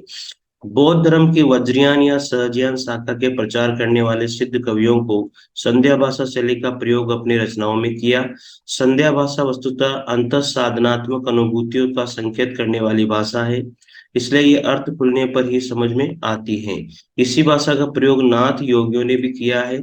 कबीर आदि संतों की इस भाषा शैली को उलट भाषी कहा जाता है। राहुल सांकृत्यायन ने 84 सिद्ध कवियों में सरप्पा को हिंदी का प्रथम कवि माना है। सरप्पा कृत दोहा कोश तथा सबरपा कृत चर्यापद सिद्ध साहित्य की प्रमुख रचनाएं मानी जाती है। साथियों, दोहा को सरप्पा ने लिखा और चर्यापद जो है सबरपा के द्वारा लिखी गई रचना है जो प्रमुख है। अगला प्रश्न है 189 वाला, निम्नलिखित में से किस रासो काव्य का मूल वर्ण विषय वीर रस न होकर के श्रृंगार रस है? साथियों, ये प्रश्न मैंने अनेक बार पढ़ा है। ये क्वेश्चन को ऐसे भी पूछ लेता है, और ये क्वेश्चन को देखो कैसे पूछता है। बिसल देव रासो एक किस प्रकार का ग्रंथ है? ऐसे पूछ लेता है वो। श्रृंगार रस, वीर रस, तो पहला ऑप्शन वीर रस देता है वो, तो वहां पर गलत हो जाता है। तो आप याद रखिएगा, जो बीसल देव रासो है वो एक श्रृंगार रस वाला रासो ग्रंथ है, इसको आप याद रखिएगा। बाकी सब वीर रस में आते हैं। तो बीसल देव रासो एक श्रृंगार रस ग्रंथ माना जाता है, याद रखिएगा। जुकाम हो रही है साथियों बहुत भयंकर तरीके से। नरपति नाल कृत जो बीसल देव रासो है वो मूलतः एक मुक्तक गेय काव्य है, ये याद रखिएगा। बीसल देव रासो एक श्रृंगार रस प्रधान ग्रंथ है और नरपति नाल के द्वारा लिखा गया है, और ये एक मुक्तक गेय काव्य है। बिसल देव रासो आदिकालीन रासो काव्य परंपरा का सारंग श्रृंगारिक रचना है। इसमें बोझ परमार की पुत्री राजमती एवं राजा बिसल देव तृतीय के विवाह का वर्णन, वियोग और पुनर्मिलन की कथा सरस शैली में प्रस्तुत की गई है। आदिकालीन रचना बिसल देव रासो की श्रृंगार परंपरा जो है विद्यापति और भक्ति काल के प्रेमाख्यान काव्य में होते हुए रीति काल के श्रृंगार काव्य के रूप में चरम विकसित हुई है। देखिएगा अगला प्रश्न, वेरी वेरी इंपॉर्टेंट प्रश्न है। आलाखंड का दूसरा नाम यहाँ पर क्या है? आलाखंड का दूसरा नाम साथियों यहाँ पर क्या है, वो आप लोगों को इसका आंसर कमेंट बॉक्स में देना है। आलाखंड के नाम से यहाँ पर किसको जाना जाता है? परमार रासो को, बिसल देव रासो को, खुमार रासो को, और या फिर हमीर रासो को जाना जाता है? आलाखंड के नाम से किसको जाना जाता है? इन चारों में से आप लोगों को इसका आंसर बताना है साथियों कमेंट बॉक्स में। साथियों जरूर शेयर करें, लाइक कीजिए और ज्यादा से ज्यादा जो है इन क्वेश्चनों को पढ़िए, और नोट्स जहां पर आप बना रहे होंगे, शायद अब आपको ऐसा लग रहा होगा कि अब तो क्वेश्चन रिपीट ही हो रहे हैं। ठीक है ना साथियों, मिलते हैं अगले वीडियो के साथ, तब तक के लिए जय हिंद जय भारत, थैंक यू। साथियों नमस्कार, कोटा ऑनलाइन क्लासेज में आप सभी का स्वागत है। बहुत दिनों बाद ये वीडियो आप लोगों के पास आ रहा होगा। देखिए क्या था कि तबीयत ज्यादा ही खराब हो गई थी, इस वजह से मैं वीडियो नहीं बना पाया, और ये मैं आपसे माफी मांगता हूँ इस बात के लिए। समस्या कुछ ज्यादा ही थी, इस वजह से वीडियो नहीं रिकॉर्ड कर पाया था। बाकी अब रोज वीडियो आपको मिलेंगे हिंदी साहित्य के। ये हिंदी साहित्य का जो इतिहास है, ये पर्टिकुलर ऐसा नहीं है कि आरपीएससी के लिए ही है। कहीं पर भी किसी भी स्टेट में अगर हिंदी साहित्य कहीं पर भी आता है, तो इन प्रश्नों से बाहर साथियों नहीं जाएंगे। आप एक बार जरूर इन वीडियो को देखिए, आपको बहुत पसंद आएंगे। आप जरूर लाइक कीजिए, पसंद कीजिए, और पहली बार अगर देखते हो तो प्लीज चैनल को जरूर सब्सक्राइब कीजिए। और आप नोट्स बना रहे हो तो कंटिन्यू बनाइए, अब कंटिन्यू वीडियो आपके पास आते रहेंगे साथियों। चलिए, आप नेट सेट अगर दे रहे हो, आप या किसी भी स्टेट में पीजीटी टीजीटी दे रहे हो, या ईएमआरएस का पेपर पीजीटी टीजीटी का दे रहे हो, डीएसएसबी का पेपर दे रहे हो साथियों, हर जगह पर ये आपके हिंदी साहित्य का इतिहास, ये प्रैक्टिस प्रश्न आपके बहुत काम आएंगे साथियों। चलिए देखते हैं। 191 क्वेश्चन हैं, इसके पहले जितने भी वीडियो थे उनमें आदिकाल के इतने क्वेश्चन में डाल चुका हूं साथियों। और अब आज का जो वीडियो है 191 क्वेश्चन से रहेगा साथियों। चलिए, परमारासो काव्य कृति के कवि का नाम क्या है? परमारासो काव्य कृति के कवि का नाम क्या है? तो जगनिक। साथ जो परमारासो है वो किसके द्वारा लिखा गया है? जगनिक के द्वारा लिखा गया है। इसका एक्सप्लेनेशन, सबसे बढ़िया बात मुझे ये लगती है साथियों कि परमारासो को सबसे पहली बात तो यह है कि किसने लिखा? जगनिक ने लिखा। परमारासो का जो दूसरा नाम है वो आलाह खंड के नाम से भी अभी इसको जानते हैं। इस रासो ग्रंथ में जगनिक ने अपने आश्रय दाता चंदेल शासक प्रमादी देव के दो वीरों आला और उदल की वीरता का वर्णन किया है। नरसिंह भट्ट ने विजयपाल रासो की तथा सारंगधर ने हमीर रासो की रचना करी है साथियों। तो विजयपाल रासो किसने लिखा था? नरसिंह भट्ट ने। और हमीर रासो किसने लिखा? सारंगधर के द्वारा लिखा गया काव्य है साथियों। चलिए आगे बढ़ते हैं अब 192 क्वेश्चन से।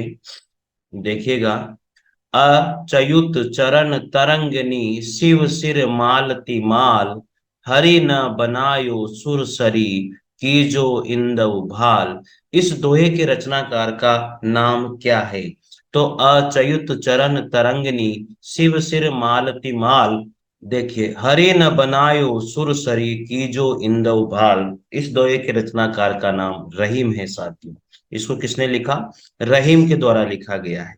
और भी पंक्तियां यहाँ पर दी गई है, देखिएगा। अच्युत चरण तरंगनी शिव श्री मालती माल, हरि न बनायो सुरसरी की जो इंदव भाल, किसने लिखा? रहीमदास जी ने। ब्रह्म में ढूंढियो पुराणन गायनन, वेदरिया सुनी चौगुनी चयान, रस खान ने लिखा है। कत दिखाई कामनी दई दामनी को ये बहा, थर थराती सो तन फिरे फर फरात घन महा, रसलिन ने लिखा है। वृंदावन बिहरत फिरे राधा नंद किशोर, नीरद दामनी जानि संग बोले डोले और, किसने लिखा? राम साई ने लिखा है साथियों। साथियों ये फेमस पंक्तियां होती हैं जिनको यहाँ पर दिया जाता है, और ये किसके द्वारा लिखा गया, ये पंक्तिकार या रचनाकारों के नाम यहाँ पर दिए हुए हैं साथियों। तो आप लोग अच्छे से इनको पढ़िएगा और लिख लीजिएगा नोट्स अगर बना रहे हो तो। पंडित चंद्रधर शर्मा गुलेरी ने किसको पुराने हिंदी का प्रथम कवि का करके स्वीकार किया है? तो चंद्रधर शर्मा गुलेरी के द्वारा राजा मुंज को पुरानी हिंदी का प्रथम कवि स्वीकार किया है साथियों। तो आपको याद होना चाहिए, पुरानी हिंदी का प्रथम कवि किसको कहा? राजा मुंज को। किसने कहा? चंद्रधर शर्मा गुलेरी के द्वारा कहा गया है। राजा मुंज को पंडित चंद्रधर शर्मा गुलेरी ने पुरानी हिंदी का प्रथम कवि माना है, तथा 10वीं शताब्दी के अंतिम चरण को हिंदी साहित्य के प्रारंभिक चरण के रूप में इन्होंने स्वीकार किया है। ध्यान ध्यान देने ध्यान दीजिए, चंद्रदत्त शर्मा कहानीकार थे।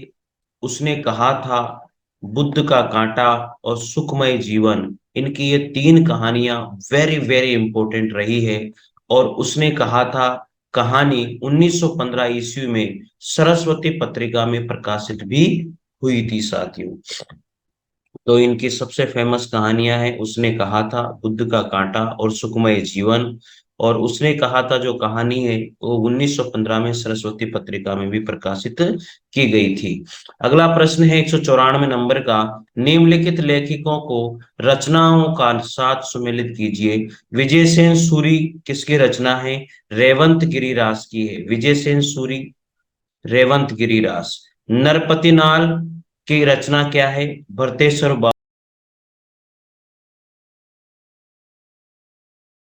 साथियों नमस्कार, कोटा ऑनलाइन क्लासेस में आप सभी का स्वागत है। आज एक बार फिर अगली क्लास की ओर हम बढ़ रहे हैं। साथियों मेरे हिसाब से प्रश्न आप लोगों को अच्छे लग रहे होंगे, तो प्लीज यार ज्यादा से ज्यादा सब्सक्राइब कीजिए, लाइक कीजिए और शेयर जरूर कीजिए यार साथियों। ठीक है, देखते हैं यहाँ पर क्वेश्चन नंबर। आज मैंने ये क्वेश्चन आप लोगों से पूछा था, भविष्यत कहा के रचनाकार कौन है? तो मुझे इसका आंसर मिल गया था, धनपाल इसके रचनाकार थे।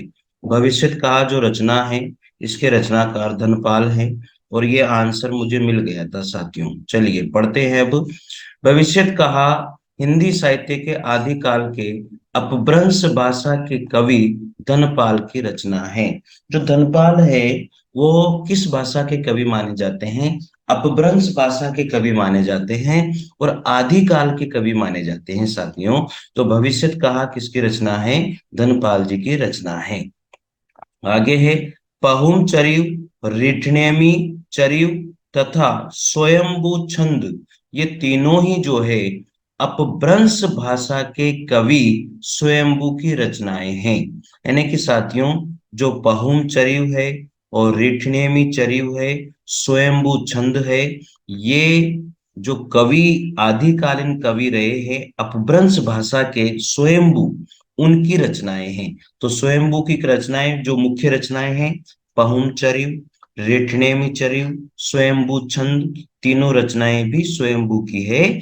और ये रचनाएं अपभ्रंश भाषा की रही है, क्योंकि जो स्वयंभू हैं वो अपभ्रंश भाषा के ही कवि रहे हैं साथियों, और आदिकालीन कवि रहे हैं। ठीक है, याद हो गया। आगे बढ़ते हैं। महापुराण पुष्पदंत की रचना है। पुष्पदंत की जो महापुराण है वो पुष्पदंत की रचना है। और दोहा कोश सिद्ध योगी श्रपा की रचना है साथियों। तो ये क्वेश्चन बहुत बार पूछा गया है। महापुराण किसकी रचना है? पुष्पदंत की है। दोहा कोश किसकी रचना है? सरप्पा की है। सरप्पा एक सिद्ध योगी है। ज्ञात रहे कि सरप्पा को राहुल सांकृत्यायन ने हिंदी का पहला कवि माना है। ये चीजें हम लोग पहले पढ़ चुके हैं। सरप्पा को राहुल सांकृत्यायन ने जो है हिंदी का क्या माना है?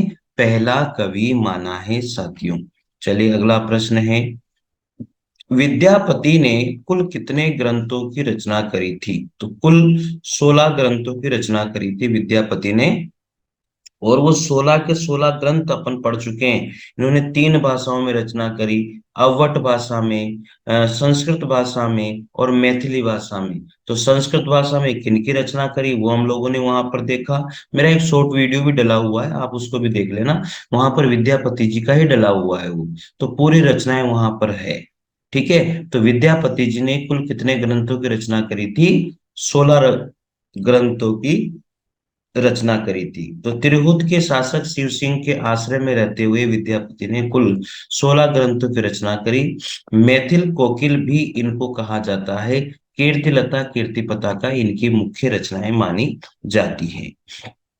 इनमें से श्रृंगार काव्य कौन सा है? बीसल देव रासो एक श्रृंगार काव्य है, एक गेय काव्य है साथियों। ठीक है, आदिकालीन साहित्य में बीसल देव रासो श्रृंगार काव्य है, जबकि परमार रासो वीरता और उत्साह से परिपूर्ण काव्य है। जय मयंक जस चंद्रिका मधुकर कवि द्वारा प्रणीत आश्रयदाता का स्तुप काव्य है। पृथ्वीराज रासो चंद्र बरदाय द्वारा लिखित एक प्रबंध काव्य है। याद रखिएगा साथियों, जो बीसल देव रासो है वो एक श्रृंगार काव्य है, परमार रासो एक वीरता और उत्साह से परिपूर्ण रचना है। पृथ्वीराज रासो जो है चंद्र बरदाई द्वारा लिखित एक प्रबंध काव्य है। जय मयंक जस चंद्रिका मधुकर कवि द्वारा लिखित आश्रयदाता का स्तुति परक काव्य है। तो ये आप लोग अपने रजिस्टर में नोट कर लीजिएगा साथियों। साथियों, आपको क्वेश्चन कैसे लगते हैं जरूर कमेंट कीजिए और बताइएगा। निम्नलिखित में से कौन सी रचना पुष्पदंत की नहीं है? देखो, महापुराण पुष्पदंत की रचना है, लेकिन आपने देखा होगा पहुम चरिऊ जो रचना है वो पुष्पदंत की नहीं है। किसकी थी? स्वयंभू की है। ये प्रश्न ऊपर आ चुका है। देखिए कितनी बढ़िया बात है। क्वेश्चन जो है ना आपस में रिपीट होते हैं। आपको ये देखना है क्वेश्चन कितने रिपीट हो रहे हैं, मतलब ये इनमें से ही घूम फिर करके क्वेश्चन आ रहे हैं अधिकतर। ठीक है ना? तो पुष्पदंत की रचना रही नहीं है। महापुराण पुष्पदंत की है। अरण्य कुमाऊं चरिऊ पुष्पदंत की है। जसहर चरिऊ पुष्पदंत की है। लेकिन पहुम चरिऊ जो रचना है वो स्वयंभू की है, पुष्पदंत की नहीं है। स्वयंभू की अन्य रचनाएं रेठनेम चरिऊ, स्वयंभू छंद, पहुम चरिऊ, ये रचनाएं सारी की सारी किसकी है?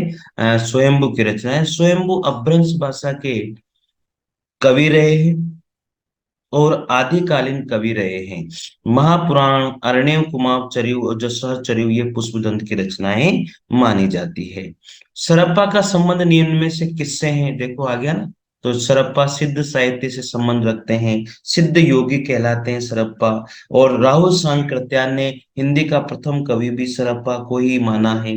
रासो साहित्य में चंद्र बरदाई, जगनिक, नरपतिनाल रचनाकार रहे हैं। नाथ साहित्य से संबंधित हैं गोरखनाथ, चरपटनाथ, चौरंगीनाथ आदि कवि संबंधित रहे हैं। जैन साहित्य से शालिभद्र सूरी, जीनदत्त सूरी, आचार्य देवसेन, आशु कवि विजयसेन सूरी ये जैन साहित्य से रहे हैं साथियों। तो याद रखना जो सरप्पा है, देखो स और इसमें भी स आ रहा है, तो स से स याद रख लेना। सरप्पा सिद्ध साहित्य से संबंधित रहे हैं साथियों। और राहुल सांकृत्यायन ने सरप्पा को जो है हिंदी का प्रथम कवि स्वीकार किया था। ठीक है। और चंद्रबरदाई, जगनिक, नरपतिनाल ये रासो साहित्य से संबंधित हैं। गोरखनाथ, चरपटनाथ, चौरंगीनाथ ये नाथ साहित्य से संबंधित है। नाथ नाथ नाथ। जैन शालिभद्र सूरी, जीनदत्त सूरी, आचार्य देवसेन, आसगु, विजयसेन सूरी, जितने भी सूरी हैं सब जैन साहित्य से संबंधित कवि रहे हैं साथियों। कर लोगे आप? अगला प्रश्न है 206 नंबर का प्रश्न आता है, निम्न में से कौन शिलांकित करती हैं? तो सबको पता है राहुल वेल जो है एक शिलांकित करती हैं। बहुत कुछ राहुल वेल के बारे में हम लोगों ने पढ़ लिया है और एक प्रश्न तो इसका राहुल वेल का पूछा ही जाता है, आप याद रखिएगा साथियों। तो राहुल वेल एक शिलांकित करती हैं। इसके रचयिता रोड़ा कवि हैं। 10वीं शताब्दी में रचित गद्य पद्य मिश्रित एक चंपू काव्य है ये। इस ग्रंथ की जो नायिका है वो राहुल है। और राहुल वेल से हिंदी की नखशिख वर्णन परंपरा स्टार्ट होती है। तो राहुल वेल से हिंदी की नखशिख वर्णन परंपरा का प्रारंभ होता है साथियों। तो ये बहुत बढ़िया प्रश्न बनता है यहाँ पर। अगला प्रश्न है शालिभद्र सूरी, देखो जैन साहित्य से है सूरी सूरी, ठीक है ना? तो शालिभद्र सूरी की रचना का नाम बृहतेश्वर बाहुबली रास, पहले पढ़ ली हम लोगों ने, ये बहुत अनेक बार आ चुकी है। शालिभद्र सूरी की रचना का नाम है बृहतेश्वर बाहुबली रास। तो शालिभद्र सूरी की रचना बृहतेश्वर बाहुबली रास है। 1184 में इसे लिखा। 205 छंदों में एक ये खंड काव्य है। जबकि सुमति गणी के द्वारा नियमित नेमी नाथ रास और मधुकर के द्वारा रचित जय मयंक जस चंद्रिका रही है। अमीर खुसरो किस नाम से जाने जाते थे? हजारों बार ये प्रश्न पूछ लिया गया है। अमीर खुसरो जो है तूतीय हिंद के नाम से जाने जाते थे। किसके नाम से? तूतीय हिंद के नाम से अमीर खुसरो को जाना जाता था। अमीर खुसरो के बारे में पूरी डिटेल पढ़ चुके हैं हम लोग, पहले पढ़ चुके हैं ना साथियों? बताओ रिपीट हो रहे नहीं हो रहे प्रश्न? कितनी मजे वाली बात है ना। मेरे को तो जब इन प्रश्नों को मैं तुम लोगों को पढ़ाता हूँ ना, मेरा दिल खुश हो जाता है यार। क्यों? क्योंकि रिपीट होते हैं प्रश्न, मतलब पता लग चुका है कितने रिपीट होते हैं। अमीर खुसरो चिश्ती संप्रदाय में दीक्षित थे। इनका जन्म एटा जिले के पटियाली नामक गांव में हुआ। सबसे पहले तो याद रखना अमीर खुसरो किस संप्रदाय में दीक्षित थे? चिश्ती संप्रदाय में। इनका जन्म एटा जिले के पटियाली नामक गांव में हुआ। इनके पिता का नाम सैफुद्दीन महमूद था। इनके पिता का नाम क्या था? सैफुद्दीन महमूद था। साथियों, अगर नहीं लिखा हुआ है आपके नोट्स में तो ये ऐड कर लीजिएगा। इनके शिष्य थे किसके? निजामुद्दीन औलिया के शिष्य थे। अमीर खुसरो को तूतिए हिंद या हिंदुस्तान के तूती के नाम से हम जानते हैं। ये सूफी संत थे, ये भी याद रखना। खड़ी बोली हिंदी के प्रथम कवि माने जाते हैं, ये बात भी आपको याद रखनी है। बाकी इनके बारे में तो हम अनेक बार पढ़ चुके हैं। खालिक बारी, पहेलियां, मुकरियां, दो सूखने, गजल आदि हम लोग पढ़ चुके हैं। चलिए, प्रश्न है, उपदेश रसायन के रचयिता कौन है? तो प्रश्न, जीन दत्त सूरी। क्या नाम है? जीन दत्त सूरी। अगला प्रश्न है 210 नंबर का, निम्न में से किस कवि को अपभ्रंश का वाल्मीकि कहा जाता है? तो स्वयंभू को हम लोग क्या कहते हैं? अपभ्रंश का वाल्मीकि कहते हैं साथी। स्वयंभू को अपभ्रंश का वाल्मीकि तथा अपभ्रंश का व्यास कहा जाता है। स्वयंभू को हम क्या कहते हैं? अपभ्रंश का वाल्मीकि तथा अपभ्रंश का व्यास कहते हैं। डॉक्टर राम कुमार वर्मा ने अपभ्रंश भाषा के प्रथम कवि स्वयंभू को हिंदी का प्रथम कवि माना है। स्वयंभू 8वीं सदी 783 ईस्वी के आसपास विद्यमान थे। इनके 3 ग्रंथ बताए जाते हैं, पहुमचर्य, रिठनेमचर्य, स्वयंभू छंद। याद रखना, पुष्पदंत को हिंदी का बहुभूति और हेमचंद्र को प्राकृत का पाणिनि कहा जाता है। याद रखिएगा। देखो, अपभ्रंश का वाल्मीकि, अपभ्रंश का व्यास किसको कहते हैं? स्वयंभू को कहते हैं। डॉक्टर राम कुमार वर्मा ने अपभ्रंश भाषा के प्रथम कवि स्वयंभू को माना, हिंदी का प्रथम कवि माना। स्वयंभू जो है 8वीं सदी यानी कि 783 ईस्वी के आसपास विद्यमान थे। इनके 3 ग्रंथ बताए, पहुमचर्य, रिठनेमचर्य और स्वयंभू छंद। पुष्पदंत को हिंदी का भवभूति और हेमचंद्र को प्राकृत का पाणिनि कहा जाता है। सरप्पा को हिंदी का प्रथम कवि भी माना जाता है। और सरप्पा को हिंदी का प्रथम कवि मानने वाले आप सभी को पता है कौन है?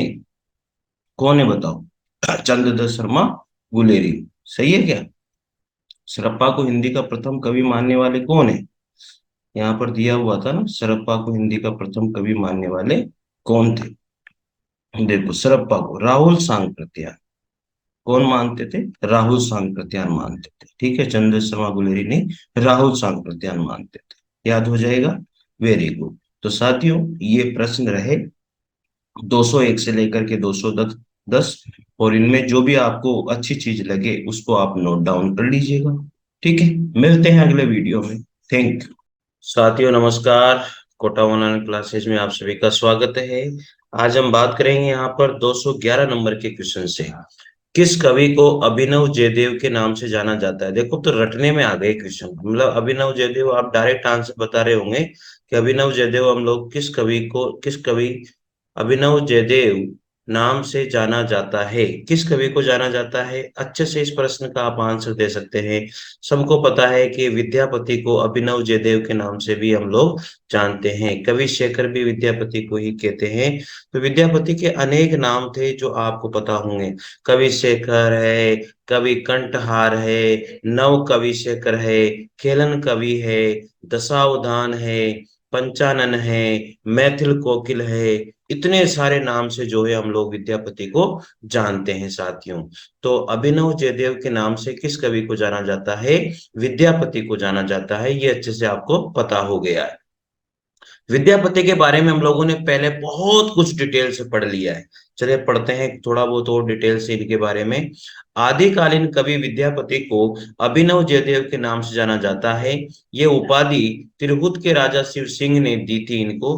विद्यापति के प्रशंसकों ने उन्हें कई उपाधियों से विभूषित किया, जो इस प्रकार है: कवि शेखर, कवि कंठहार, नव कवि शेखर, खेलन कवि, दशावधान, पंचानन, मैथिल कोकिल। साथियों, इतनी सारी उपाधियों से इनके प्रशंसकों ने विद्यापति को विभूषित किया है। इतनी सारी उपाधियां इनको दी है और ये आदिकालीन कवि है। और जो अभिनव जयदेव जो इनको कहा है, ये उपाधि इनको इनके तिरहुत के राजा शिव सिंह ने इनको दी है, जिनके आश्रयदाता ये रहे हैं। ठीक है। अगला है विद्यापति त्रिहुत के राजा शिव सिंह और कीर्ति सिंह के दरबारी कवि माने जाते हैं।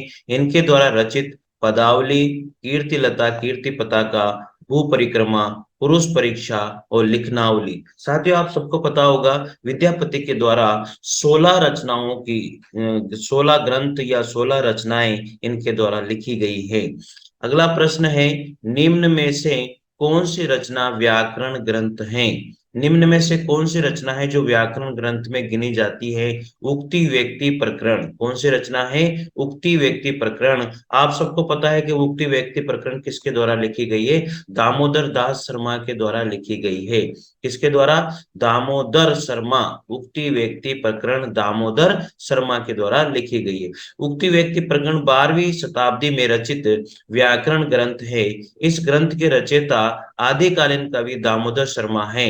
आचार्य हजारी प्रसाद द्विवेदी के अनुसार इस ग्रंथ में वाराणसी के आसपास का वर्णन किया गया है। उक्ति व्यक्ति प्रकरण जो है दामोदर शर्मा के द्वारा लिखी गई रचना है। ये एक व्याकरण रचना है, 12वीं शताब्दी में रचित रचना है और हजारी प्रसाद द्विवेदी के अनुसार माना जाता है कि उक्ति व्यक्ति प्रकरण में जो है वाराणसी के आसपास का वर्णन किया गया है। साथियों अगला प्रश्न 213 नंबर का, प्रबंध चिंतामणि के जो रचयिता है वो कौन है? मेरुतुंग। साथियों अनेक बार ये प्रश्न पूछा जाता है, अनेक बार इस रचना के बारे में पूछा जाता है और यही पूछा जाता है कि प्रबंध चिंतामणि जो है किसकी रचना है। मैंने अधिकतर यही पूछा है। ठीक है, तो प्रबंध चिंतामणि के रचयिता जैन आचार्य मेरुतुंग हैं। इस ग्रंथ में धाराधिपति मुंज के दोहों का साहित्यिक महत्व सबसे अधिक है।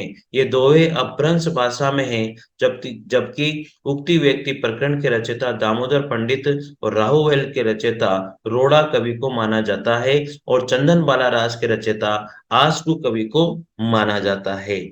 अगला प्रश्न है 214 नंबर का, आगम बेह पुराणी पंडित मान बहंती पक्क श्री फल अली जिम वाहे रित भ्रमयंती। ये काव्य पंक्तियां किसकी है साथियों? ये काव्य पंक्तियां कणप्पा की है। आगम बेह पुराणी पंडित मान बहंती पक्क श्री फल अली जिम वाहे रित भ्रमयंती किसने लिखी है? कणप्पा के द्वारा लिखी गई पंक्तियां हैं। और भी राइटर की पंक्तियां यहाँ दी गई है, यूजीसी नेट में ये प्रश्न आया हुआ था, आप थोड़ा सा इनका ध्यान दीजिए। आगम बेह पुराणे पंडित मान बहंती पक्क श्री फल अलीह जिम वाहे रीति भ्रमयंती किसने लिखा? कणप्पा ने लिखा। गंगा जमुना माजरे बही नाही ताही बुंडली मातंगी पोही आली ले पार करही डोंबिपा की रचना है। जही मन पवन न संचरही रवि शशि नाही प्रवेश तही वत चित्त विषाम करु शरीर कहे उवेश। किसने लिखा? सरप्पा ने लिखी है। ससुरी नींद गेल बहुड़ी जागह कानेट चोर नीलका गही मागह दिवसही बहुनी काढ़ी डरे बाह रति बहेली कामरू जाह। किसने लिखी है? कुकुरिप्पा के द्वारा ये रचना लिखी गई है साथियों। तो साथियों ये पंक्तियां आप अपने रजिस्टर में नोट कर लीजिए और किसने लिखी है, कहीं कि इनमें से कोई आ सकती है मेरे हिसाब से, क्योंकि इंपॉर्टेंट पंक्तियां ही दी गई है।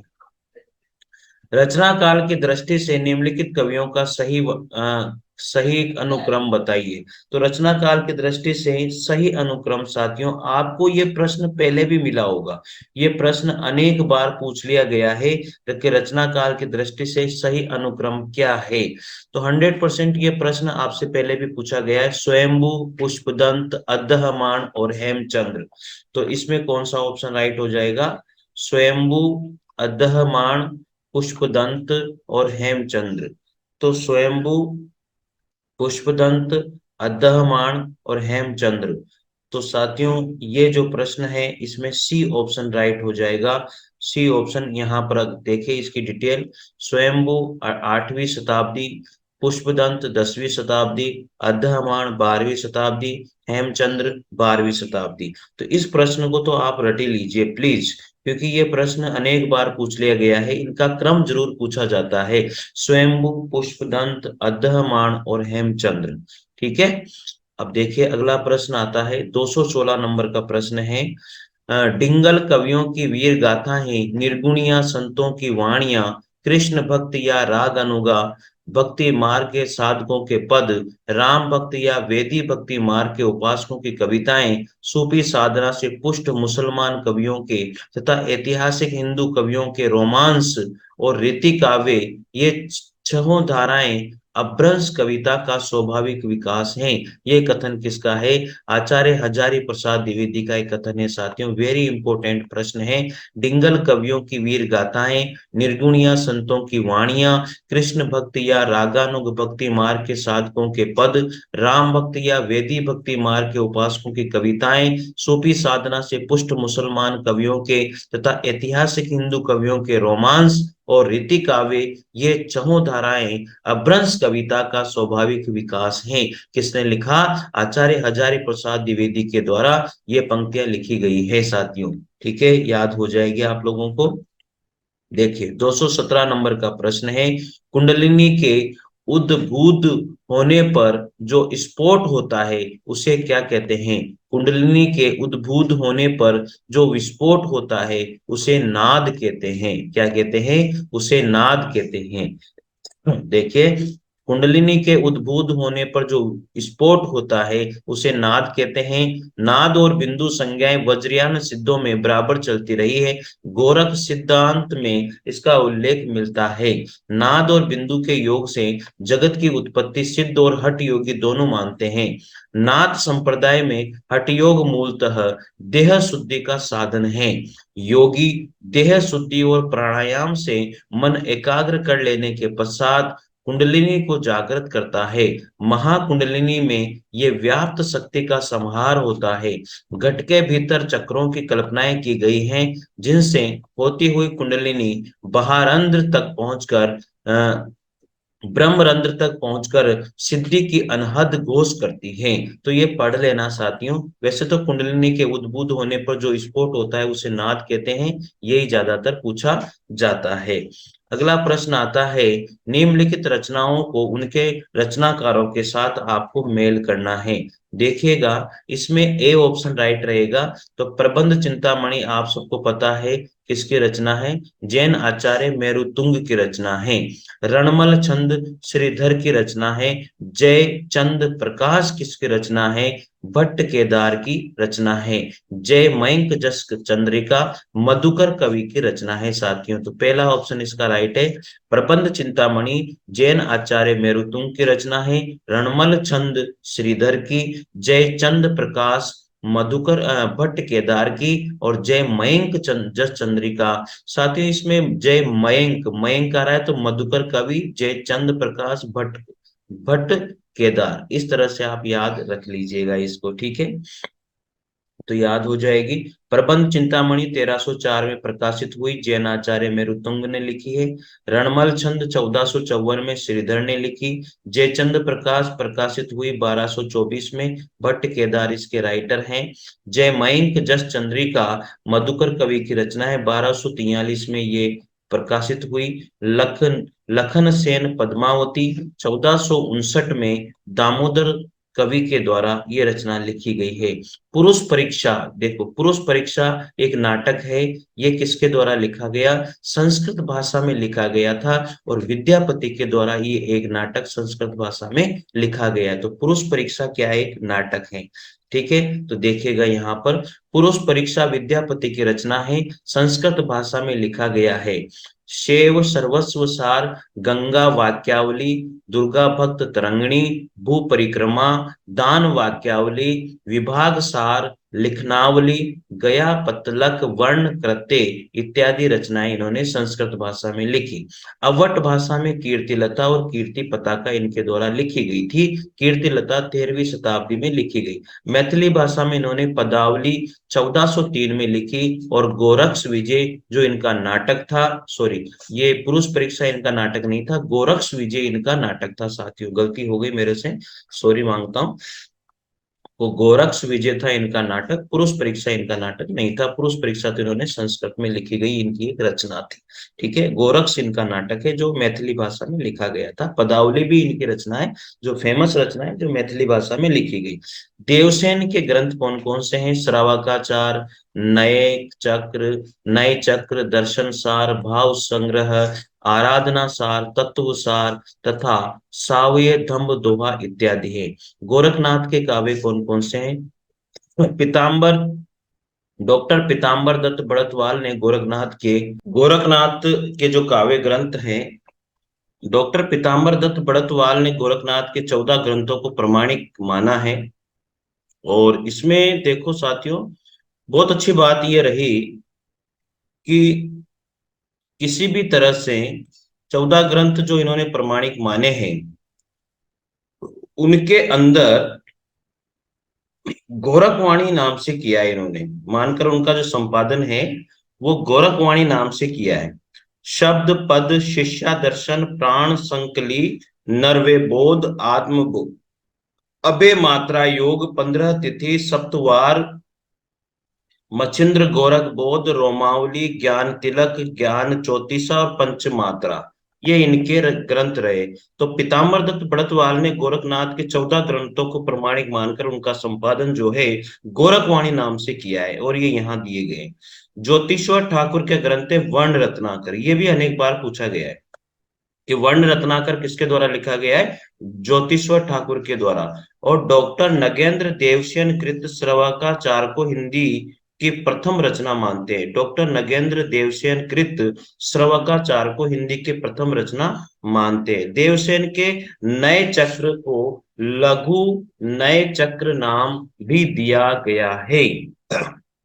अगला प्रश्न है, निम्नलिखित में से कौन सा विद्वान पृथ्वीराज रासो को सर्वथा अप्रमाणिक ग्रंथ मानने वालों में शामिल नहीं है? निम्नलिखित में से कौन सा विद्वान पृथ्वीराज रासो को सर्वथा अप्रमाणिक ग्रंथ मानने वालों में शामिल नहीं है? तो वो है यहाँ पर मोहनलाल विष्णुलाल पांड्या। ठीक है, तो साथियों ये एक सारणी, ये टेबल दी गई है। प्रमाणिक कौन मानता है? श्याम सुंदर मिश्र बंधु मोहनलाल विष्णुलाल पांडे, ये प्रमाणिक मानते हैं। अप्रमाणिक आचार्य रामचंद्र शुक्ल, देवी प्रसाद, कविराज श्यामल दास, गौरी शंकर हीराचंद ओझा अप्रमाणिक मानते हैं। अर्ध प्रमाणिक मानने वाले मुनि जन विजय, मोहन सिंह, आचार्य हजारी प्रसाद द्विवेदी और डॉक्टर सुनीति कुमार चटर्जी। साथियों इस तरह से आप भी टेबल बना लीजिए कि जो पृथ्वीराज रासो है उसको कौन प्रमाणिक मानता है, कौन अप्रमाणिक मानता है और कौन अर्ध प्रमाणिक मानता है। तो प्रमाणिक मानने वाले श्याम सुंदर दास, मिश्र बंधु, मोहनलाल विष्णुलाल पांड्या। अप्रमाणिक मानने वाले हैं आचार्य रामचंद्र शुक्ल, देवी प्रसाद, कवि श्यामल दास, गौरी शंकर हीराचंद ओझा। अर्ध प्रमाणिक मानने वाले मुनि जिन विजय, मोहन सिंह, आचार्य हजारी प्रसाद द्विवेदी और डॉक्टर सुनीति कुमार चटर्जी। बार बार पढ़ोगे तो पिक्चर इसकी एक क्लियर हो जाएगी, किस साइड कौन है, बीच में कौन है और पीछे कौन है। तो इस तरह से ये याद आप कर सकते हो साथियों। अच्छा है, बढ़िया प्रश्न है। और प्रमाणिक मानने वालों में कर्नल जेम्स टोड भी है, मथुरा प्रसाद दीक्षित है और मोतीलाल मेनारिया भी है। साथियों अप्रमाणिक मानने वालों में और भी हैं, डॉक्टर वुलर, डॉक्टर रामकुमार वर्मा और मुरारी दान, ये अप्रमाणिक मानने वाले। इसके बाद में अर्ध प्रमाणिक में अगरचंद नाहट भी है और डॉक्टर दशरथ ओझा भी है। तो नरोत्तम स्वामी पृथ्वीराज रासो को पूर्ण अप्रमाणिक मानते थे। साथियों ये बात आप याद रखिए, पूर्ण अप्रमाणिक कौन मानता था? नरोत्तम स्वामी। तो ये प्रश्न आप लोगों को अच्छे से आने चाहिए। अगला प्रश्न है साथियों, निम्नलिखित रचनाओं को उनके रचनाकारों के साथ सुमेलित कीजिए। तो राहुल वेल किसने लिखी है? रोड़ा कवि ने। कुमार रासो, चंदन बाला रास और योगचर्या। साथियों मुझे बताइए 221 नंबर के क्वेश्चन में कौन सा ऑप्शन राइट होगा? तो राहुल वेल, कुमार रासो, दलपत विजय, चंदन बाला रास, आसगु कवि, योगचर्या। तो इसका आंसर क्या होगा साथियों? 221 नंबर के प्रश्न का आंसर आप कमेंट बॉक्स में कमेंट करके दीजिए। तो मिलते हैं साथियों अब अगले वीडियो के साथ, तब तक के लिए जय हिंद जय भारत। और अच्छा लगे तो जरूर शेयर कीजिए, लाइक कीजिए। Thank you.